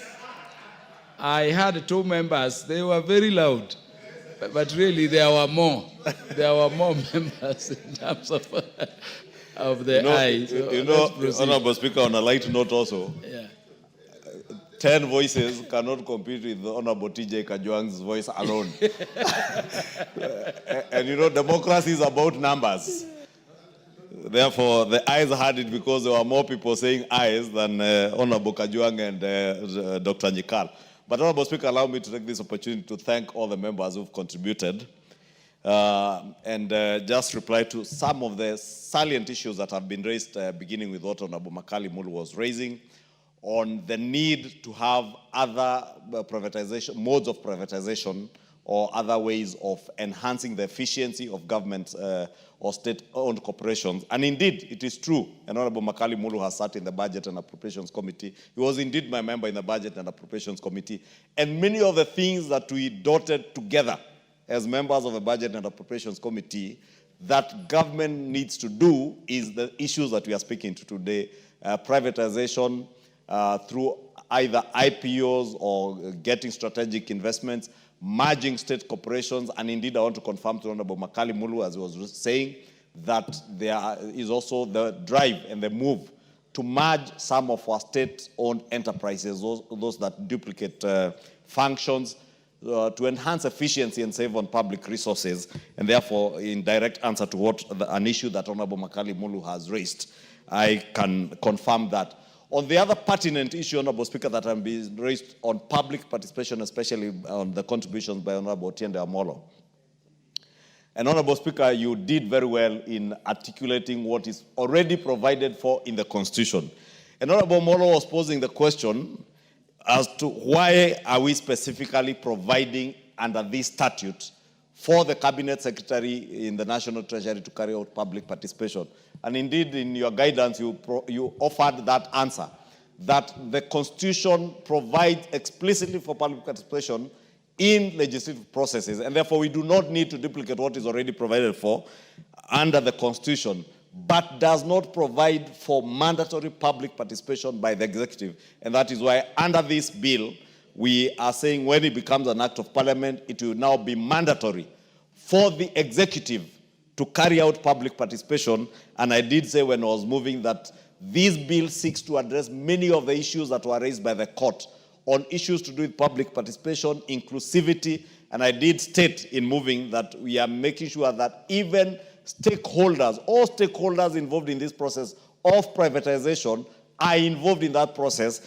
And therefore, the straight answer to Honorable Otiende Amolo on why we are explicitly providing for the executive to carry out public participation is to make sure that there is no lacuna in terms of ensuring there is inclusivity, that also we involve all the stakeholders, and therefore the executive is obligated to make sure that even before they bring that privatization program and process to Parliament, they have done their own public participation. Parliament, as is provided for by the Constitution, will, as a matter of constitutional obligations, carry out public participation. Does the 60 days the Honorable Otiende Amolo was speaking to constrain Parliament in terms of public participation? It does not. Because by tradition and even practice, ordinarily we do our public participation within 7 days. 7 to 14 days. I think the longest public participation that I have seen over the last 3 terms of Parliament that have been in this House is one that went on for about 28 days.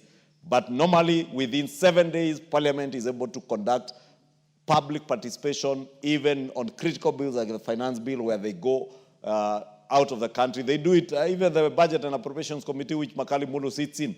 Within 7 to 10 days, they have finished public participation, even outside where Parliament sits in Nairobi, in the counties. And therefore, the 60 days that are being provided for approval of this process by Parliament does not in any way constrain public participation, since we can do public participation.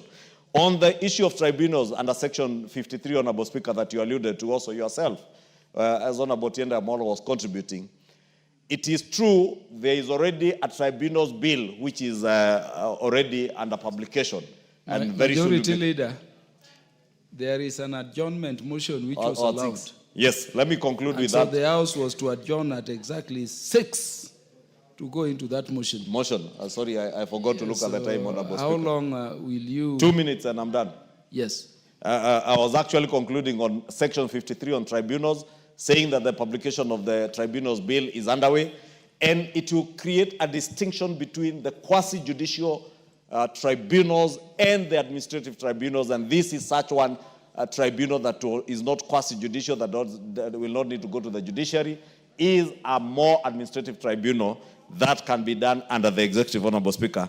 And therefore, with those many remarks, Honorable Speaker, I need not reply to the political issues that were being raised by some members. Honorable Wandeto spoke a lot on political issues that are not important in such an important matter as privatization, and therefore, I beg to ignore those political issues. They can be dealt with in other forums, like in funerals and weddings, not on the floor of Parliament, and therefore ignore those, and I therefore beg to reply. This is a very progressive bill, and it will offer us an opportunity to do what is right, what is good for the people of Kenya, to be able to raise revenues through other alternative means of raising revenue other than taxing Kenyans or going out to borrow. It's shocking, Honorable Speaker, that the people who shout out there that, oh, you should not borrow, you should not overtax Kenyans, today are the same people who say they oppose privatization. And that tells you, Honorable Speaker, the fallacy of politics, and that's why I chose to ignore the Honorable Wandeto and others who are on political issues. I beg to reply. Honorable members, I've confirmed the House has quorum to transact business. And I therefore proceed to put the question that the privatization bill order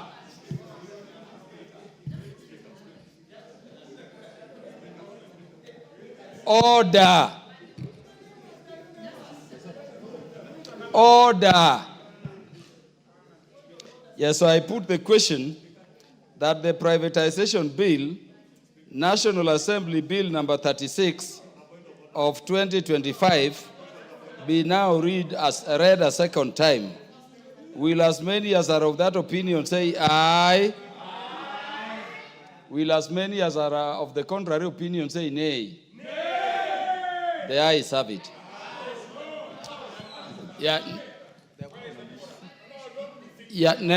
Next order. Next order. A bill for an act of parliament to provide a regulatory framework for the privatization of public Next entities, order. to establish the privatization authority and for connected purposes.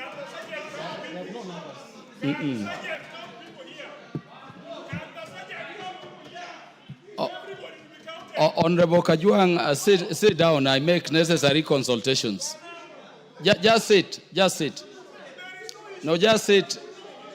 Honorable members, take your seats. Take your seats.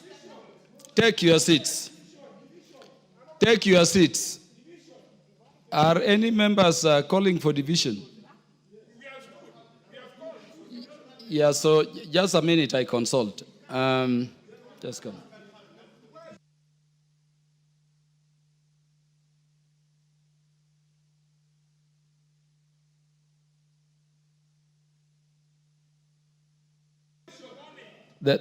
Honorable Kajuang, kindly approach the speaker.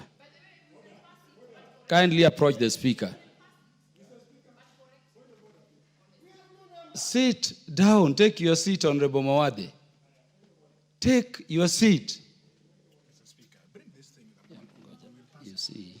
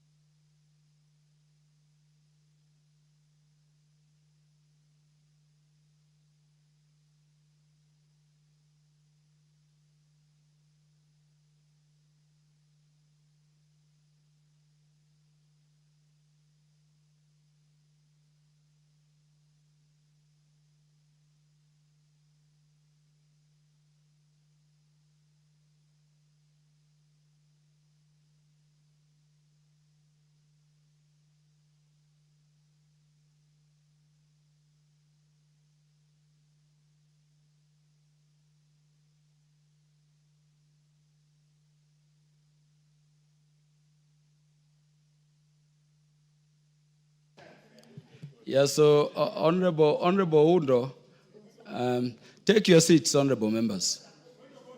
Honorable Mawade, it is a disorderly conduct to raise a point of order incessantly. Yes, I want the next order called. It is the adjournment motion we are going to. Who is moving the adjournment motion? Yeah, the Honorable Naisula proceed. Honorable Mawade, approach the speaker in the meantime.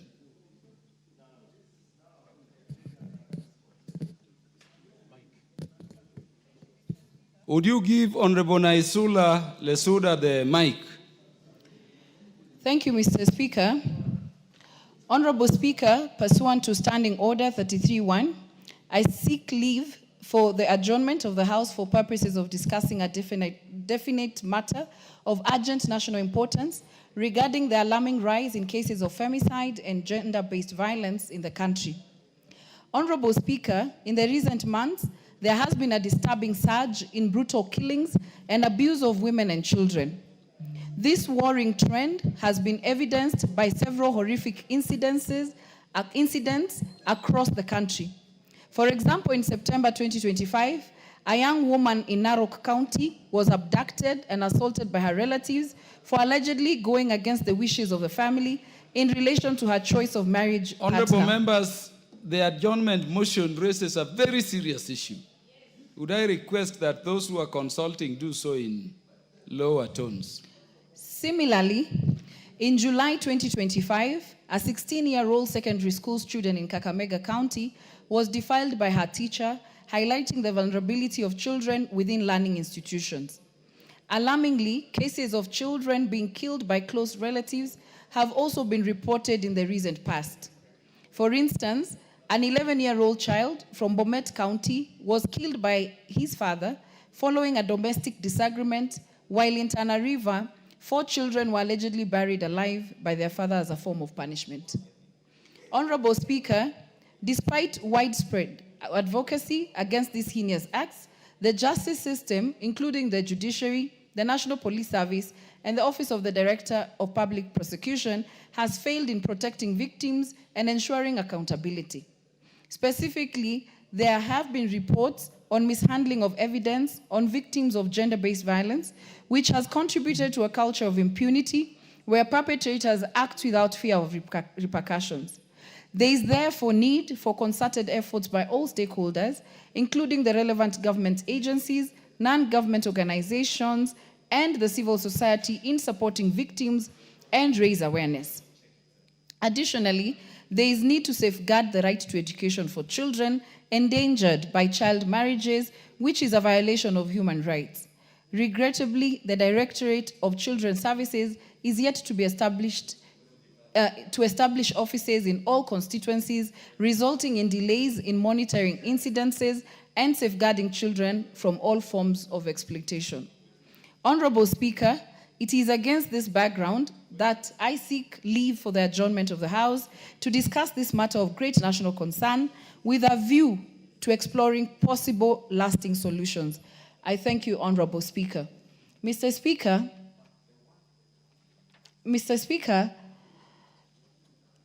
I want to first thank the Speaker for accepting this House to adjourn to discuss this national matter. And Mr. Speaker, I would even want to say that femicide and gender-based violence, at the rate that it is going on, it should be declared a national disaster, Mr. Speaker. Mr. Speaker, we cannot be a country that sees its children, and you know it has been said that if you want to know how a country is or how leaders are, and leaders, it means everybody, because I'll explain who needs to be on the table on this matter, Mr. Speaker. It is how it treats its most vulnerable people, Mr. Speaker. And for me, children, women, they are very, very vulnerable in our society, Mr. Speaker. And how we treat this matter, Mr. Speaker, just like the gentlemen who are standing, consulting in loud voices in this House, Mr. Speaker, how they are taking this matter, Mr. Speaker, just tells you how serious this matter is being taken in this House, Mr. Speaker. And I would like you to protect me from the gentlemen here who are consulting in loud tones, Mr. Speaker. Mr. Speaker, I need your protection. I need the members to consult in low voices or they go out. Order, members.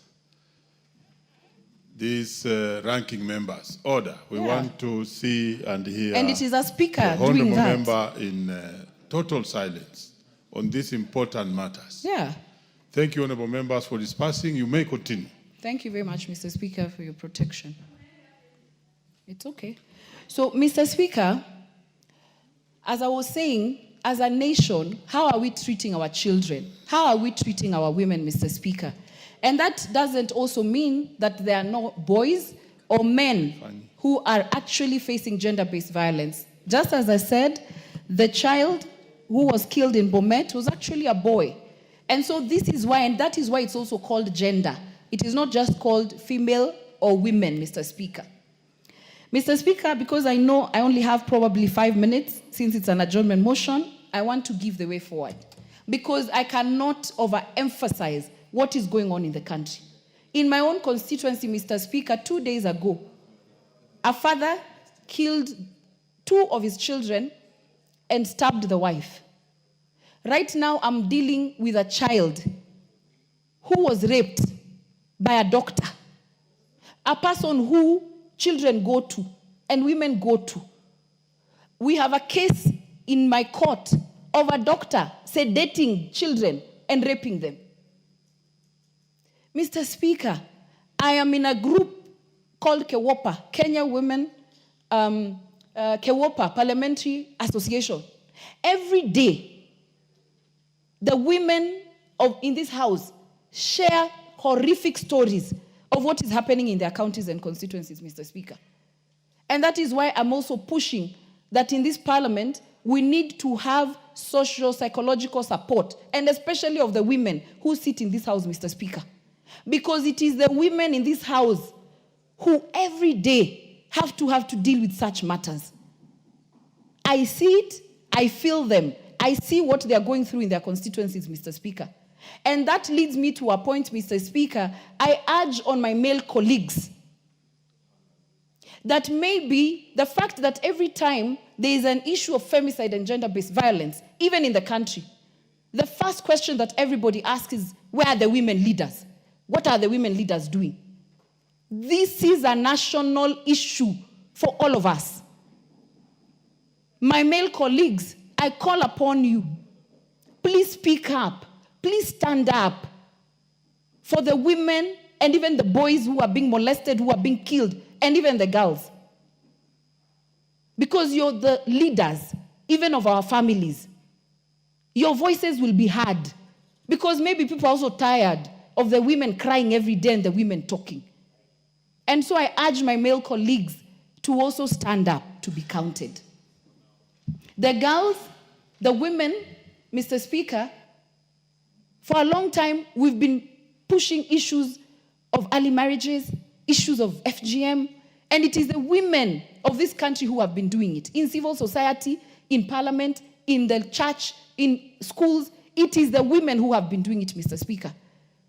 And that is why in some places we have made progress. That is why in a constituency like mine, they can now elect a girl or a woman. We have made progress. Now, we are being told the girls have gone ahead.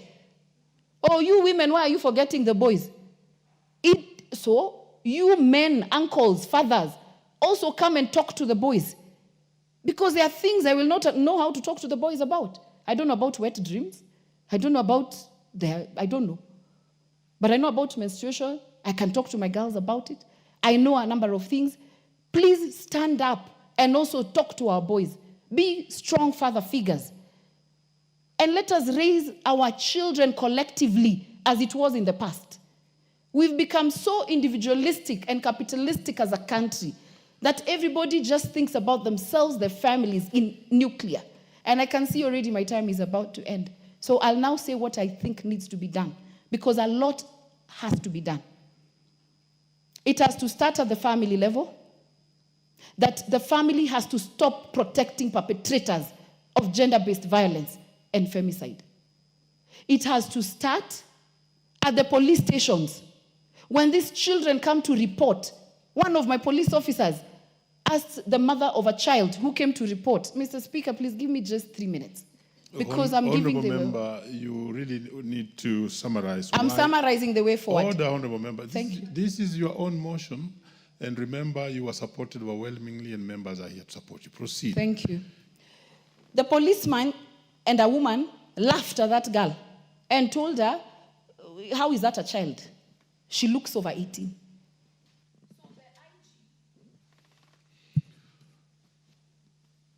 Very well. Okay, let's give you 1 minute. Remember, it's your own motion. Members want to speak on it. So quickly, police, quickly, ODPP, quickly, judiciary. Consequences. There has to be penalties, serious ones. And by the way, also I realized we have a register of offenders who have been jailed. Please put it public. Let everybody know who are these offenders, so that we know them, so that my girls cannot date people who are rapists, who are defilers. And so the justice system has to work in this country. It doesn't matter how many advocacy meetings we will have, how many times we will talk in this house. There has to be consequences for killing, for raping. There has to be very serious consequences. And if the ODPP, if the police, if a judicial officer messes again with any case or interferes, they will know that as a people we are angry. Thank you, Mr. Speaker. The Honorable Martha Wangari. Thank you, Mr. Speaker. And Mr. Speaker, being an adjournment motion, I know the standing orders give us 5 minutes, so I'll try to be brief. One is to congratulate Honorable Naisula Lesuda for this motion. Mr. Speaker, if you looked at the numbers that stood up to support this motion and you compare with the numbers now, you'll see that sometimes we don't walk the talk, Mr. Speaker, because this is a matter that is actually hurting our country. Mr. Speaker, there is no pain. We have 5 minutes. Please don't take my time. So kindly, the microphone. So, Mr. Speaker, this issue, we cannot even say it's a matter of legal framework, because the Constitution itself, Constitution 2010, speaks about the rights that are enjoyed by every human being, including children, Mr. Speaker. In fact, there's a whole chapter, Article 43, that talks about the rights of children. And we also have the rights, non-discrimination, the principles that we apply in governance. The Constitution is very elaborate about it. Mr. Speaker, we have very many laws that actually speak to this issue. The Sexual Offences Act, 2006, the Prohibition of FGM Act, 2011, the Children Act, 2016, the Victim Protection Act. Mr. Speaker, we don't have a shortage of law or legal framework, Mr. Speaker. But, Mr. Speaker, what we are seeing more and more daring and glaring sexual offenses against children. We are seeing physical attacks on women and on children. And, Mr. Speaker, the data from the Kenya National Bureau of Statistics is very damning, because 40% of women aged 15 to 49 have experienced some sort of physical violence since age 15. Mr. Speaker, this abuse is not just physical. It's not about hitting. It is not about killing. It is about sexual violence. It is about emotional violence. It is about economic violence. It is about harmful practices, including FGM. It is also, Mr. Speaker, including online GBV, which includes cyber stalking, harassment, and non-consensual sharing of intimate images and videos. Mr. Speaker, even us as women here in this house, Mr. Speaker, I know so many that have gone through it. Blackmail through a partner who has been intimate with you. Mr. Speaker, if we can have women today being paraded in political rallies, like turn around, let us see you behind. Mr. Speaker, in 2025, it is unfortunate, and this is a form of sexual harassment. Mr. Speaker, I want to pick one case, and I know every member in this country has a story on SGBV, has a story on children. Mr. Speaker, we are just speaking about a case in Kangema, some place called Kanorero. A woman murdered 2 children. that are born by her, Mr. Speaker, to punish the husband. We have had children who are killed in 2023, September 12. I still remember, Mr. Speaker, a girl from my constituency called Jasmine Joki in Kasambara was gang raped, Mr. Speaker, and was murdered. A 12-year-old coming from school, Mr. Speaker. Mr. Speaker, this case was not sorted. I asked that question on this floor for over 3-4 times, Mr. Speaker, to get a response. And Mr. Speaker, one of the issues that we are dealing with and that we must do better is the issue of evidence collection. Mr. Speaker, any SGBV or sexual offense case, when it is mishandled at the source, then we cannot remedy it at the courts or the judiciary system, Mr. Speaker. Mr. Speaker, when that girl was raped in my constituency or defiled, the DNA that was collected to help to nail these culprits and these pedophiles, Mr. Speaker, has to be taken to Kisumu for analysis. Mr. Speaker, tell me why we do not have in every county today a DNA diagnostic center as it is, Mr. Speaker. We must walk the talk. The Ministry of Interior must do better. Let us have Kemri offices in every county. Whenever we need to collaborate DNA, Mr. Speaker, it is done. Because what happens in these cases, Mr. Speaker, when you arrest these people and they are not charged in court or they are charged and released on bail, Mr. Speaker, they go back to the villages and they tell them, what are you going to do? So can we walk the talk as legislators and as leaders, as parents, Mr. Speaker, to actually protect our children and the vulnerable in our community? I thank you, Mr. Speaker. The Honorable Reda Obo.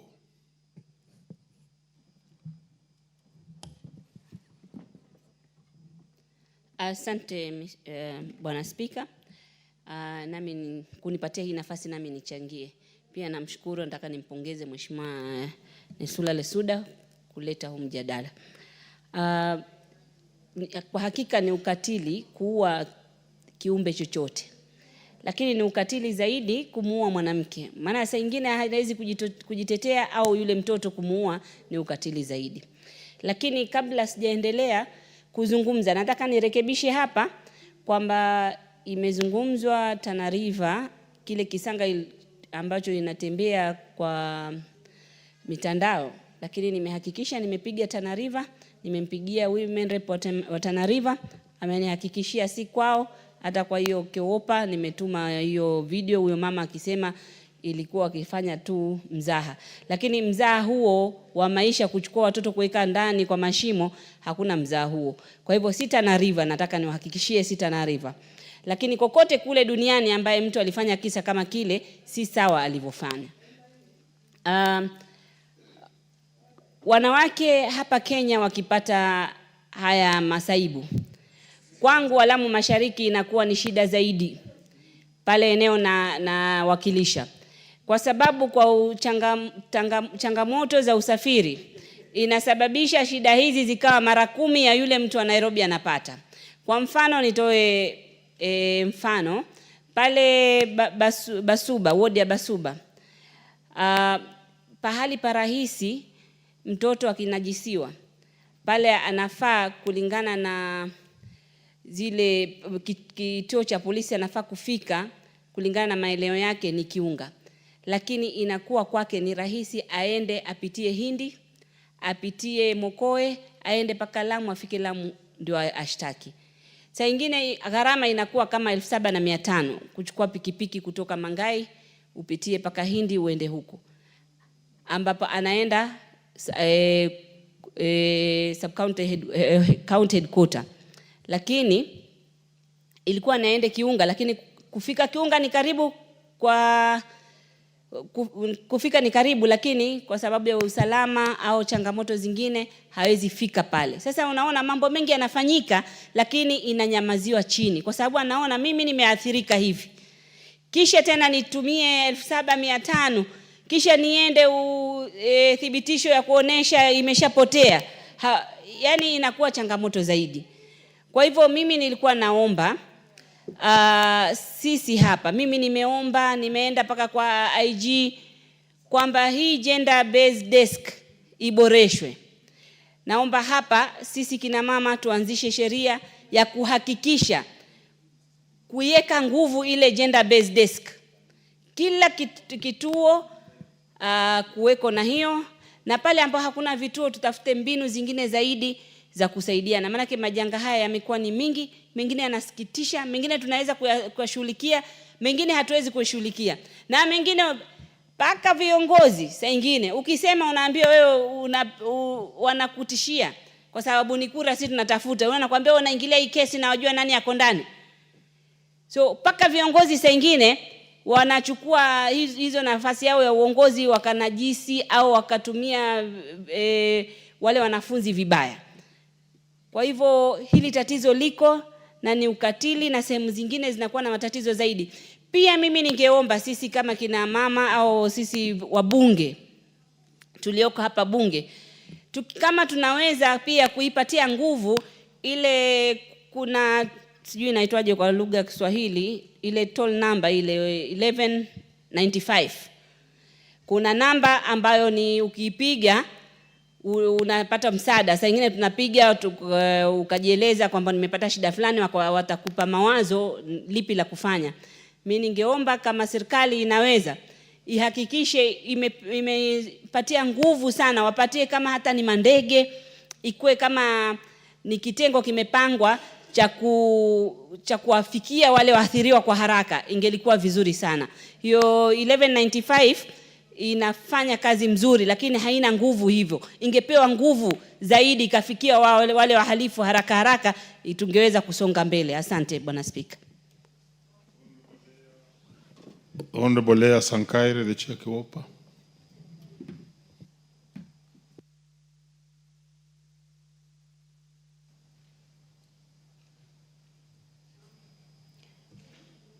Thank you.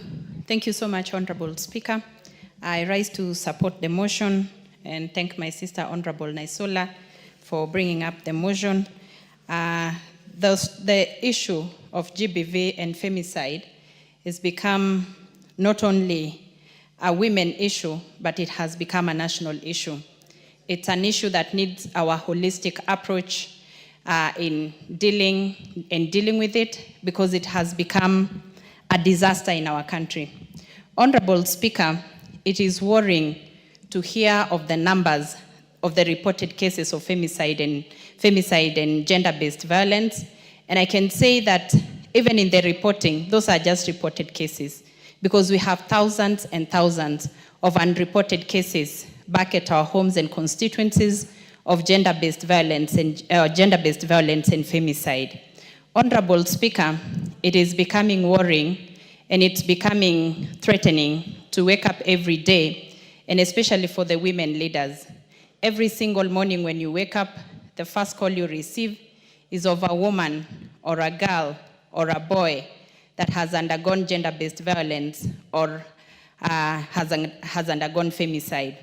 Mr. Speaker, it's becoming a worrying trend in this country. Women's, children, and everyone's life, especially women and children, are in danger. You don't know who is next. Mr. Speaker, in the last 1 month, I have had to deal with about 4 or 5 cases in my county, which is very unfortunate. One of the cases was a woman who was working in Kiserian town, left her workplace at around 7 p.m., and the following morning, she was found dead in her house, and actually her house half burned. Mr. Speaker, when we were addressing that issue, the following week, another woman also working in Kiserian Market was also found dead in her house. Mr. Speaker, it is becoming unbearable.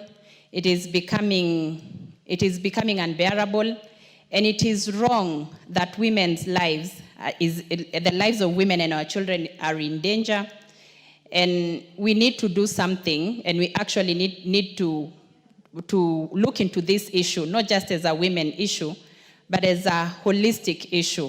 Because where we're heading to as a country, it's becoming a national disaster. I think we should just announce as a national disaster so it can get the attention that it so requires, and actually get the attention that it requires, because it requires a lot of attention. Mr. Speaker, one of the issues that we're actually coming across when facing these cases is that each and every case in Kenya is actually bailable. You find a culprit that has been held in custody, but each and every, even the one that is actually being suspected of murder is given bail and goes out again to continue doing the things that they do. Those are the things that we need to change in this house to make sure that a perpetrator suspected of murder cannot be given bail or bond to get out and continue with the act. Mr. Speaker, it's becoming also it's so difficult, especially when we do not have DNA diagnostic centers in every constituency or in every county. And so most of these cases go unreported, and sometimes when you report them, they have to travel 4 kilometers away to go and look for a diagnostic center. Mr. Speaker, I think it's an issue that needs urgent attention. It's an issue that calls for national attention. It's an issue that calls for our judiciary, our police, our leaders, and everyone in this country to start speaking about GBV and look for ways to curb this thing because it's becoming unbearable. Honorable Speaker, we are also requesting that the gender desks be moved from the police station to hospitals, because most of these cases, when they go to report at the police stations, you find that you have to go to the police station, back and forth to the hospital again and back to the police station. We request that this gender desk be moved to the hospitals so that it becomes easy for the victims to report and actually be treated at the same time. And so, Mr. Speaker, these are the things that you are calling for reforms and you are calling to be looked into so that these victims don't go to the police station, report, and again go to the hospital where they walk for long distances and even evidence is lost on the way. These are the things that you are calling for, Mr. Speaker. Mr. Speaker, we also... Mike. The Honorable Ivo Barra. Thank you very much, Mr. Speaker, for giving me the opportunity to contribute to this motion. And at onset, I support the motion and also thank the mover, Honorable Lesuda, for bringing this very important motion. Mr. Speaker, over the last few months, on the wall of Kewopa, just Kewopa, we have seen cases after cases of women who are either killed or other assaulted, children who are assaulted in various areas. Mr. Speaker, we have also seen harrowing stories across the nation of women and men who have been killed by people who are expected to protect them. Mr. Speaker, recently, there was a case in Busia where a lady was stabbed severally by her husband and killed in the full view of her child. Mr. Speaker, the husband went further to rape the house girl in the full view of the child again. So you can imagine, you don't even want to imagine what that child is going through at this moment. This is not the only case, Mr. Speaker. We've had cases of women thrown down balconies by men they met through social media. Some of them they are known, some of them they didn't know. And this has been going on for a long, long time, Mr. Speaker. And we have to speak up as women that this matter be addressed seriously by this nation. Mr. Speaker, I support my colleagues that we should have gender-based desks in each and every sub-county, and preferably to be manned by a lady, for the simple reason that women, by nature, are emotionally prepared sometimes to handle some of this or have sympathy to people who have been affected. Mr. Speaker, I come from a rural constituency. Mr. Speaker, we've also had cases of women being killed by men who have inherited them. Mr. Speaker, in one of my forums in the constituency, I asked that the chiefs or the SECs within the communities should insist on certificates of good conduct from some of these men who just appear from nowhere and they start living within the community. That there must be a certificate and they must say where they've come from, because some of them are even murderers You remember the case of that lady from in Isili who was killed. Mr. Speaker, I remember the driver had come from Ethiopia and he had killed before coming to Kenya. And when he came to Kenya, he now camouflaged his background to be having been in the army. He was a good man. He was doing all these good things to the family of this lady. What did he do in the end? He killed her. So we must be vigilant as a community, as Kenyans, to make sure that these people who come within our communities must be reported. And if you know somebody who has done that, I'm asking all our people in the communities to make sure that they report them. Mr. Speaker, we should not forget that the border riders, I believe that they are our first line of security, because these people are the ones who know who has come to the community. Is this a visitor? They know all those things. So I believe the police should work very closely with the border riders to be able to root out or to remove these characters from society. Thank you very much. Once again, I support. Thank you. The Honorable Timothy Torotich. Thank you, Honorable Speaker, for giving me an opportunity to contribute on this very important subject.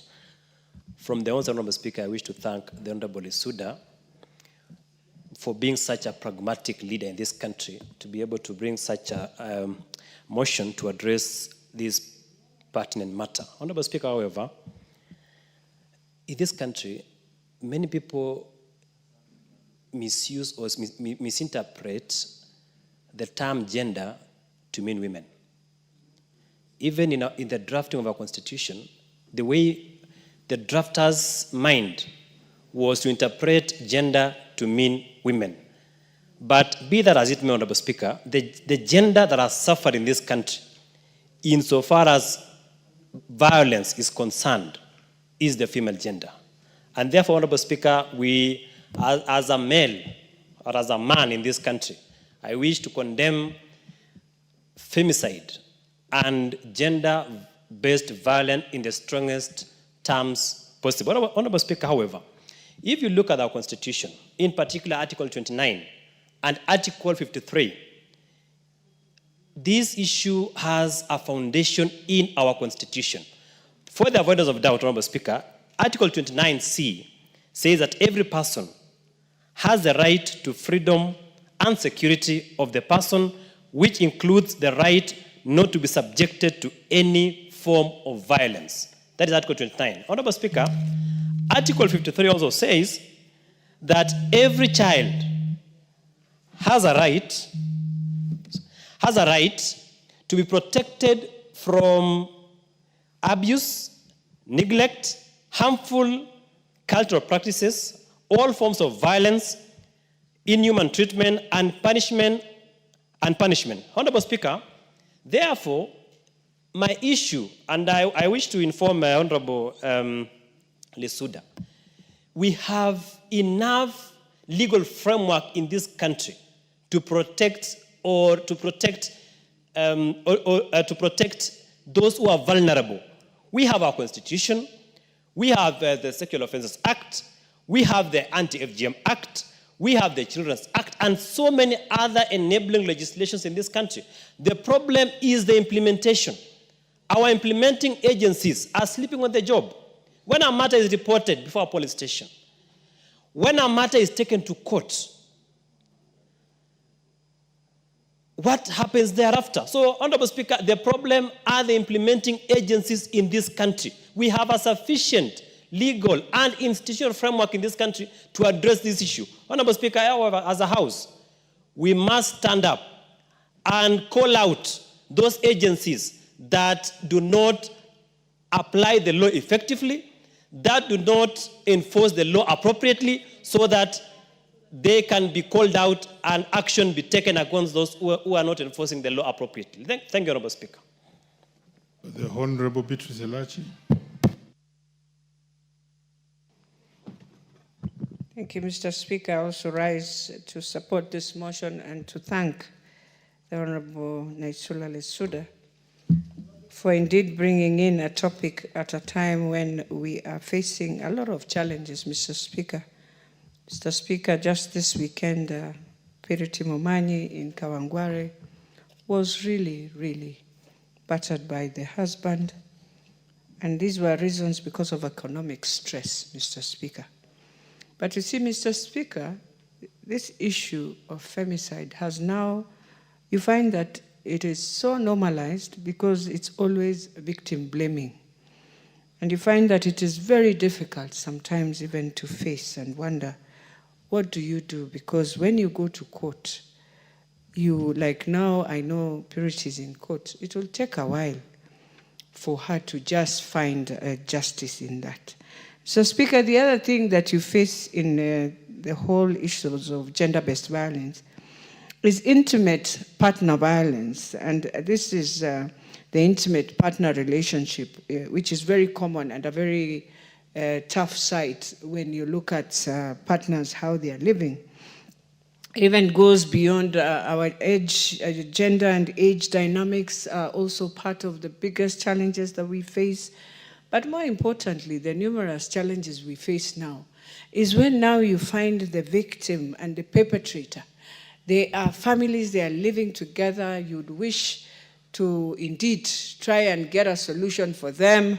But because of our cultural norms, again, you find those are barriers that are facing a lot of women in this country.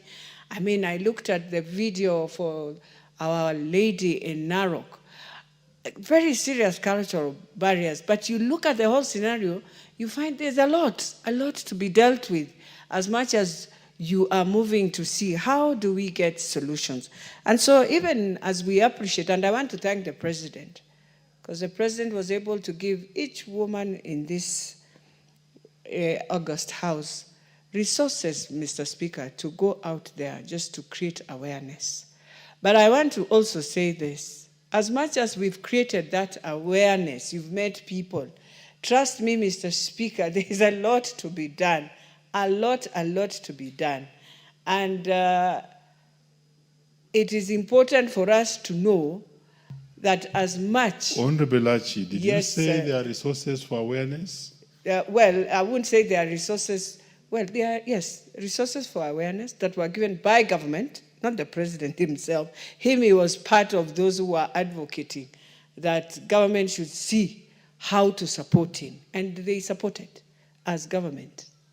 I was just appreciating because he was the advocacy person #1 to ensure that those resources have come.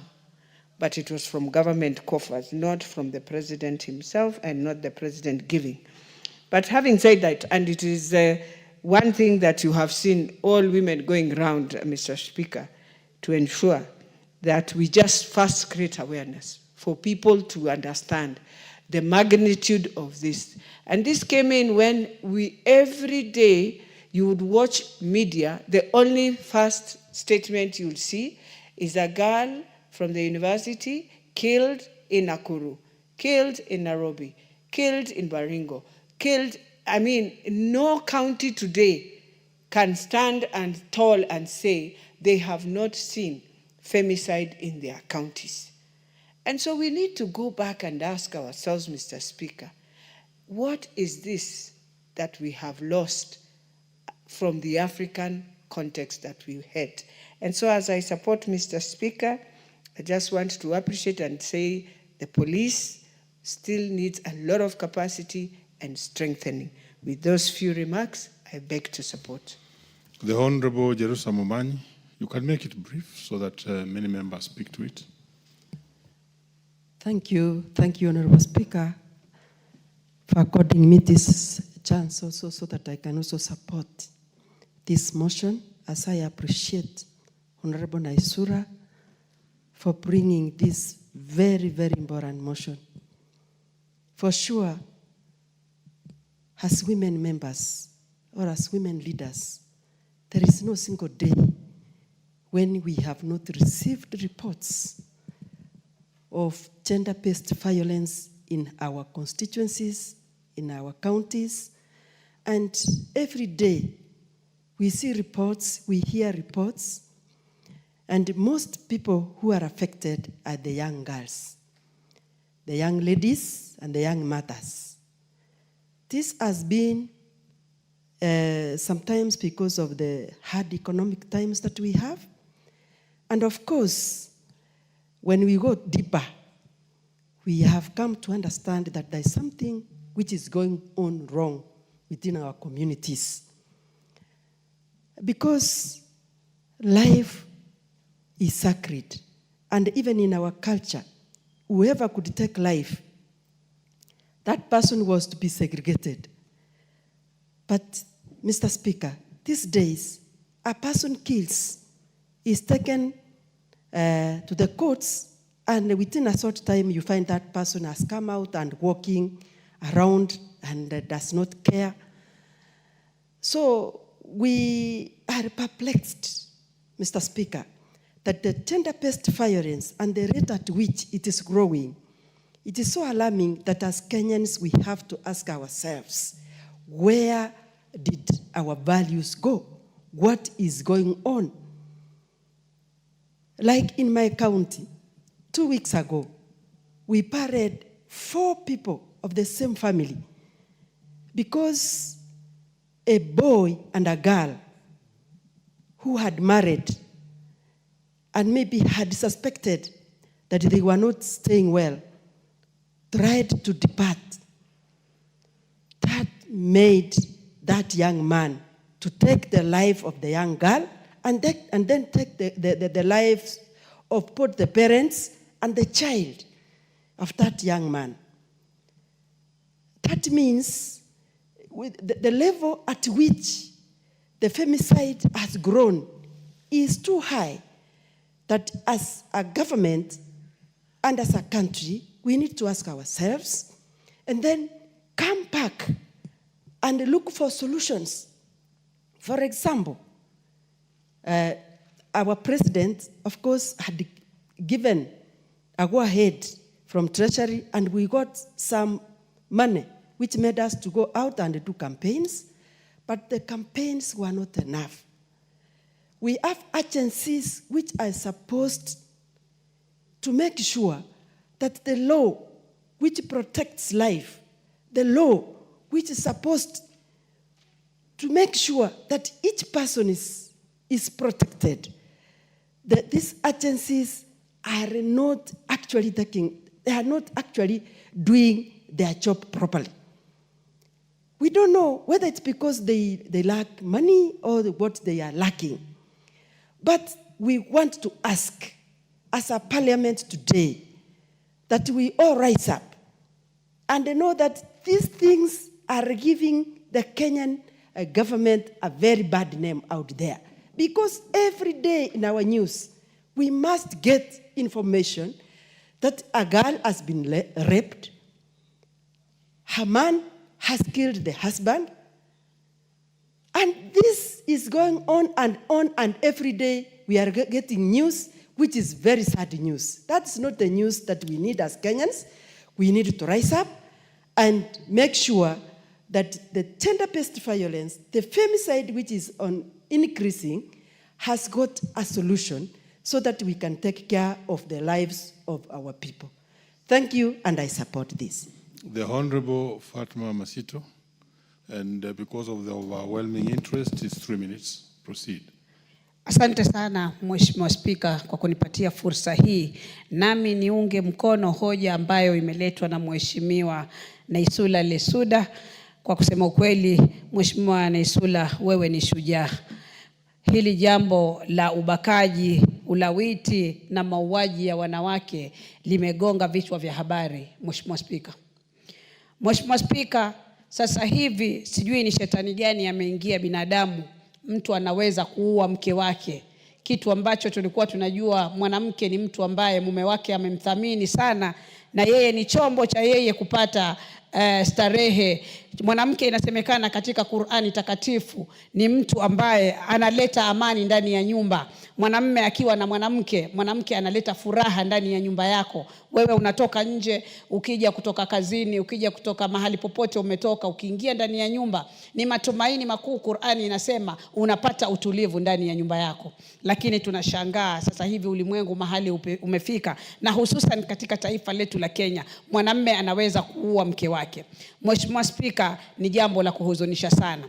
Mheshimiwa Spika, tukiangalia swala la ubakaji na ulawiti ambao umekita mizizi katika taifa letu, Mheshimiwa Spika. Mheshimiwa Spika, tunashindwa wanawake waliojaa katika hili taifa ambao wako tayari kupeana huduma, lakini mwanamume anakwenda kuchukua mtoto mdogo, mtoto wa chini ya mwaka mmoja, mtoto wa miaka 5, mtoto wa miaka 12 ambaye hata hajui ile starehe iko wapi, lakini yeye amepata mahali pa kufanya starehe. Mheshimiwa Spika, tunasema swala hili sisi kama wanawake na wanaume ambao tuko katika bunge hili ambao ni viongozi, tunalilani vikali swala hili la mambo ya ubakaji na ulawiti na mauaji ya wanawake. Mheshimiwa Spika, kwa kusema ukweli, sheria ziko tu nyingi sana katika taifa hili. Tukiangalia sheria yetu ya mwaka 2020 ina sura nzima ya kuzungumzia haki za binadamu, haki za kuishi, haki za watoto, lakini bado watu wanapuzilia mbali. Mahakama bado pia haitilii nguvu swala hili. Tuna sheria ya watoto ambayo tunaita Children's Act, tuna FGM Act. Hizi zote ni sheria ambazo zinaweza kutulinda sisi kama wanawake, sisi na watoto wetu. Mheshimiwa Spika, Waswahili wanasema uchungu wa mwana ujuae ni mzazi. Mheshimiwa Spika, nikizungumza hivi nasikia ule uchungu kama mzazi nikiona vitendo kama hivi vinafanyika. Nina vilani vikali vitendo hivi, na ninasema serikali yetu ya Kenya tukiongozwa na rais wetu ambaye najua analizungumzia sana sala hili, na mpaka alifika wakati akasema nitawezesha wanawake katika bunge hili kuweza kupigana na swala hili, kuweza kulizungumzia nyanjani swala hili. Pia nasema mahakama, shikeni nafasi yenu. Serikali, mapolisi, shikeni nafasi hii. Pindi masuala haya yanapoletwa mbele zenu, jifikirieni nyinyi kama wazazi. Jione wewe kama polisi, ingekuwa ni mtoto wako amefanywa vile ungesikiaje? Angekuwa ni mke wako ameuawa ungesikiaje? Mheshimiwa Spika, mimi nimeona kisa cha mwanamke ameuawa na mume wake. The Honorable Sabina Chege.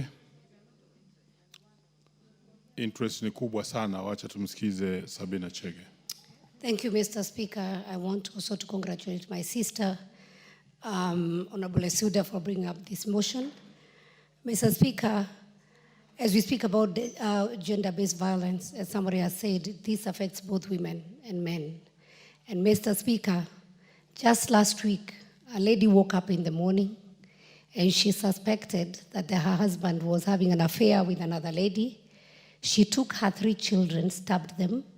2 of them succumbed, Mr. Speaker, and 1 is still fighting for the life in the hospital. And she also was trying to take away her life. Mr. Speaker, I just want to say, as we say what the law should do, as we also emphasize that we must have these desks at the police center, whether it's male or female police officer manning this desk, the most important thing is for them to be trained on being human. Because we know there are also some female police women who might not have the empathy to handle these victims. Secondly, Mr. Speaker, I feel that we need to really have every district hospital to have a proper mental health facility. Mr. Speaker, initially when we were growing up, when we spoke about mental health, people thought it's that somebody who was mad, somebody who is in the streets or the marketplace, or somebody who looked untidy and shaggy, and that the person who ought to be suffering from mental illness. But Mr. Speaker, due to pressures of life, due to many things that people are facing, some have lost jobs, some have issues in life, it can be even family breaking. Some of them are not able to manage themselves, Mr. Speaker, and somebody suffers silently with mental health. And we find that a man would wake up one day and cut into pieces or chop into pieces the wife. Or a woman would wake up one day and kill all her children. Mr. Speaker, we have seen bodies of women being seen in the rivers, and this has also happened in my county once again. We have seen elderly women being raped, Mr. Speaker. I just want to say, As we look at the laws, let us also look how we can be able to assist and help in mental health, and especially that attention to be emphasized that every level 5 hospital must have a properly well-facilitated department so that we can help our citizens. I thank you, Mr. Speaker. The Honorable Florence Simatia.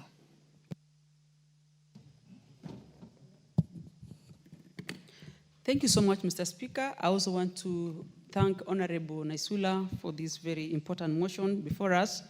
And I must say it's very timely, as most members have spoken before me. I want to also reiterate that it is high time for this country to sit down and call a very important conversation on this GBV and domestic violence matter. If you look at the occurrences of the day, unfortunately, Mr. Speaker, it gives me an imagination that I think we are living in a society where men have stopped being in charge. I am a pastoralist, and many of the times we used to listen to what our fathers and men like uncles give direction in many ways. And if you talk about FGM, for instance, early marriages, like the one that occurred in Narok, this was done by young men forcing a girl. I mean, it is now looking like men are the consumers of these incidences. For a small girl to be raped by a man. For a forceful marriage, to be married by a man. A cat girl to be married by a man. It's all when men in the society are not up to the task. This is what most of the time we realize, and the occurrences are happening today is because we are calling upon men to be in charge and help love their counterparts, which are women in the society. Women are becoming victims every day, and it's because how you treat your wife or your daughter. Unfortunately, men, or fortunately enough again, men love their daughters when they are very young. Their attachment with their fathers is so much that you wonder what really happens when they grow up. And to the extent that now they can easily, like in the house, you realize we are almost speaking to ourselves as women, but we always know men love girls as their daughters. This should reflect in everyday activities, and they should also help us in the campaign. We probably not necessarily need to see women on the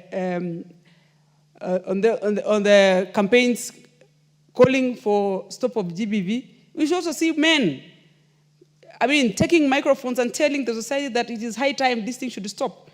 And for that, Mr. Speaker, I want to also say I am supporting taking the responsibility of every district hospital, every level 4 or county hospital to have this desk, that instead of a victim going. So where are the men? The Honorable Rashid Bedzimba. Asante sana Mheshimiwa Spika kunipa fursa na mimi kuweza kuchangia mswada huu na kupenyeza sauti yangu ya kukemea na kulani unyanyasaji wa kijinsia. Na hili swala si swala la wanawake peke yake, kwa sababu hili ni swala letu sisi sote kama taifa, kwa sababu hii ni janga la kitaifa. Na wale wanaochukua hatua ama kuchukua sheria mikononi mwao kufanya ukatili dhidi ya wanawake, wale ni wahalifu. Wako wanaume ambao wanaishi na wanawake kwa kipindi kirefu. Mimi mwenyewe Mheshimiwa Spika nimeoa sasa nafikiri ni miaka 40, niko na mke wangu na tunaishi, tumezaa watoto wake kwa waume. Kwa hivyo wale wanaofanya jambo kama hilo, wale wenyewe ni mashetani na ni wahalifu na wanatosha kupelekwa katika vyombo vya kisheria. Na pia vile vile hii matatizo ya unyanyasaji hauko tu kwa watoto wa kike, hata watoto wa kiume hivi sasa wadogo wanakuwa wanalawitiwa kwenye sehemu ambazo wanaaminika kwamba pale wako salama, lakini pia hawako salama. Kwa hivyo hili ni jambo ambalo ni janga la kitaifa. Hata saizi ukiangalia runinga zetu za kitaifa, habari kila siku lazima kuna tatizo la mauaji, liko matatizo ya ubakaji, iko tatizo, wengine ni watu ambao wa karibu sana ambao huwezi kuamini kwamba unaweza kumtenganisha na watoto wako ama na ndugu. Hilo ni jambo la makosa sana. Kama kuna wakati ambao vijana ama kaka wanampiga dada kwa sababu wanamlazimisha aolewe na mtu asiyokuwa hana mapenzi naye, hiyo ni hatari kubwa. Unaweza kuwa unafanya suluhisho la karibu, lakini hatari kubwa huko mbele na ukwenda, alafu inakuja matokeo ya mtu kuuawa.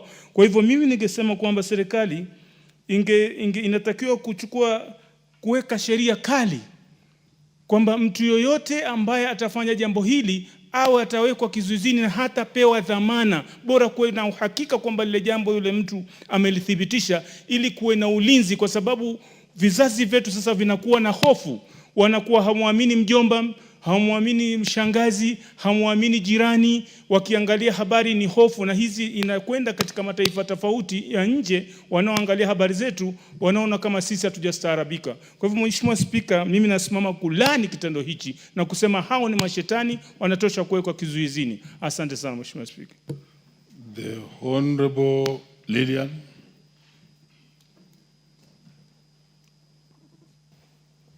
Thank you, Mr. Speaker, for giving me this chance to contribute to this motion by Honorable Lesuda. I also stand to say that I condemn the act, and I know we've been condemning and will keep on condemning. But as much as we are condemning the act, Mr. Speaker, I don't think we will find the solution to this problem, not unless we change the policies. The time that we accepted that rape case and murder case be bailable is the day that we spoiled the entire thing. Mr. Speaker, we have seen people kill and they come back home and they mingle with people. We bury the victims and this person is still there and he continues and even threatens and even commits more other offenses. So, Mr. Speaker, I think that it is a high time that we change our constitution and ban anybody who has killed or raped just be imprisoned to death. And I think we would have saved this country, Mr. Speaker. I am speaking like this because we have a case in Trans Nzoia County, a constituency called Saboti. In 1 month, we lost 2 girls. One 4 years, who was raped, defiled, and murdered. Then another one who is 7 years, she was raped and murdered at the same time. And again, when we arrested the suspect, that we are not so sure if he's the victim or not, I don't know who went ahead again and took the child of that suspect. The child, who is 7 years, a boy, was murdered and his private parts cut and thrown apart. So, Mr. Speaker, as we speak, the cases of, we can't even say femicide only. Right now, it's like it is I don't know what's happening. I don't know if it is a cult, but something is wrong. People are being killed. On daily basis, we hear everywhere here, children have been killed, women are being killed, our girls are being killed. And I think the best thing to this problem is to come up with a new policy to ensure that the victims are jailed. Thank you, Mr. Speaker. Is the Honorable Kibet Kimingo in the House? And then let's have, yes, Toto is there? Yes. Proceed.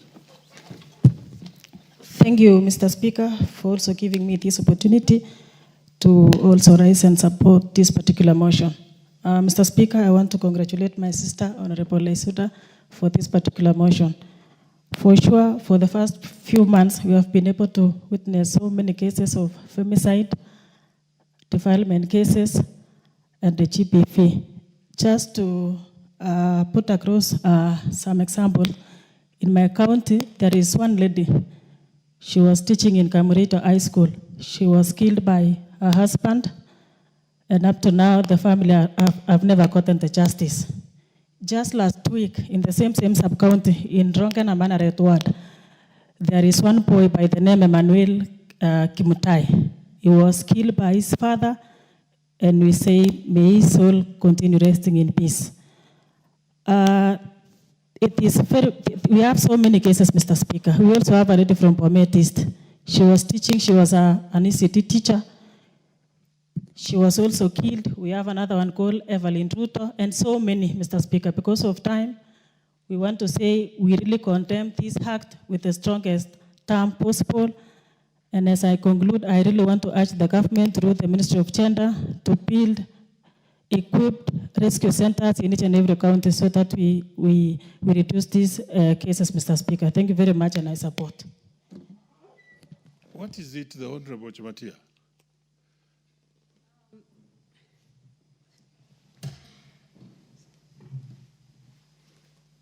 Mr. Speaker,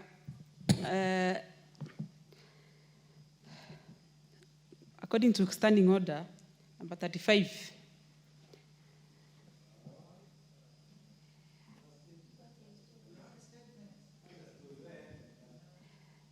Mr. Speaker, I am restricted by members. Maybe I can seek for your guidance before, but I would really wanted.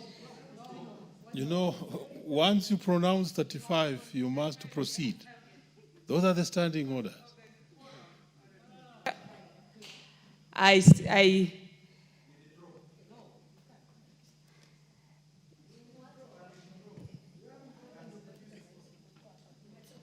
Time after chair taken, the House is in the committee, I realized, Mr. Speaker, that we don't have enough quorum to take most of the procedures in the House. Thank you, Mr. Speaker.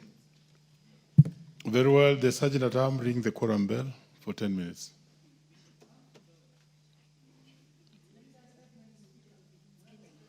Honorable members, once quorum is pronounced, once 35 is pronounced, then the Speaker must rise to the occasion and check out if there's quorum. And indeed, I confirm there's no quorum, and therefore ring the quorum bell for 10 minutes.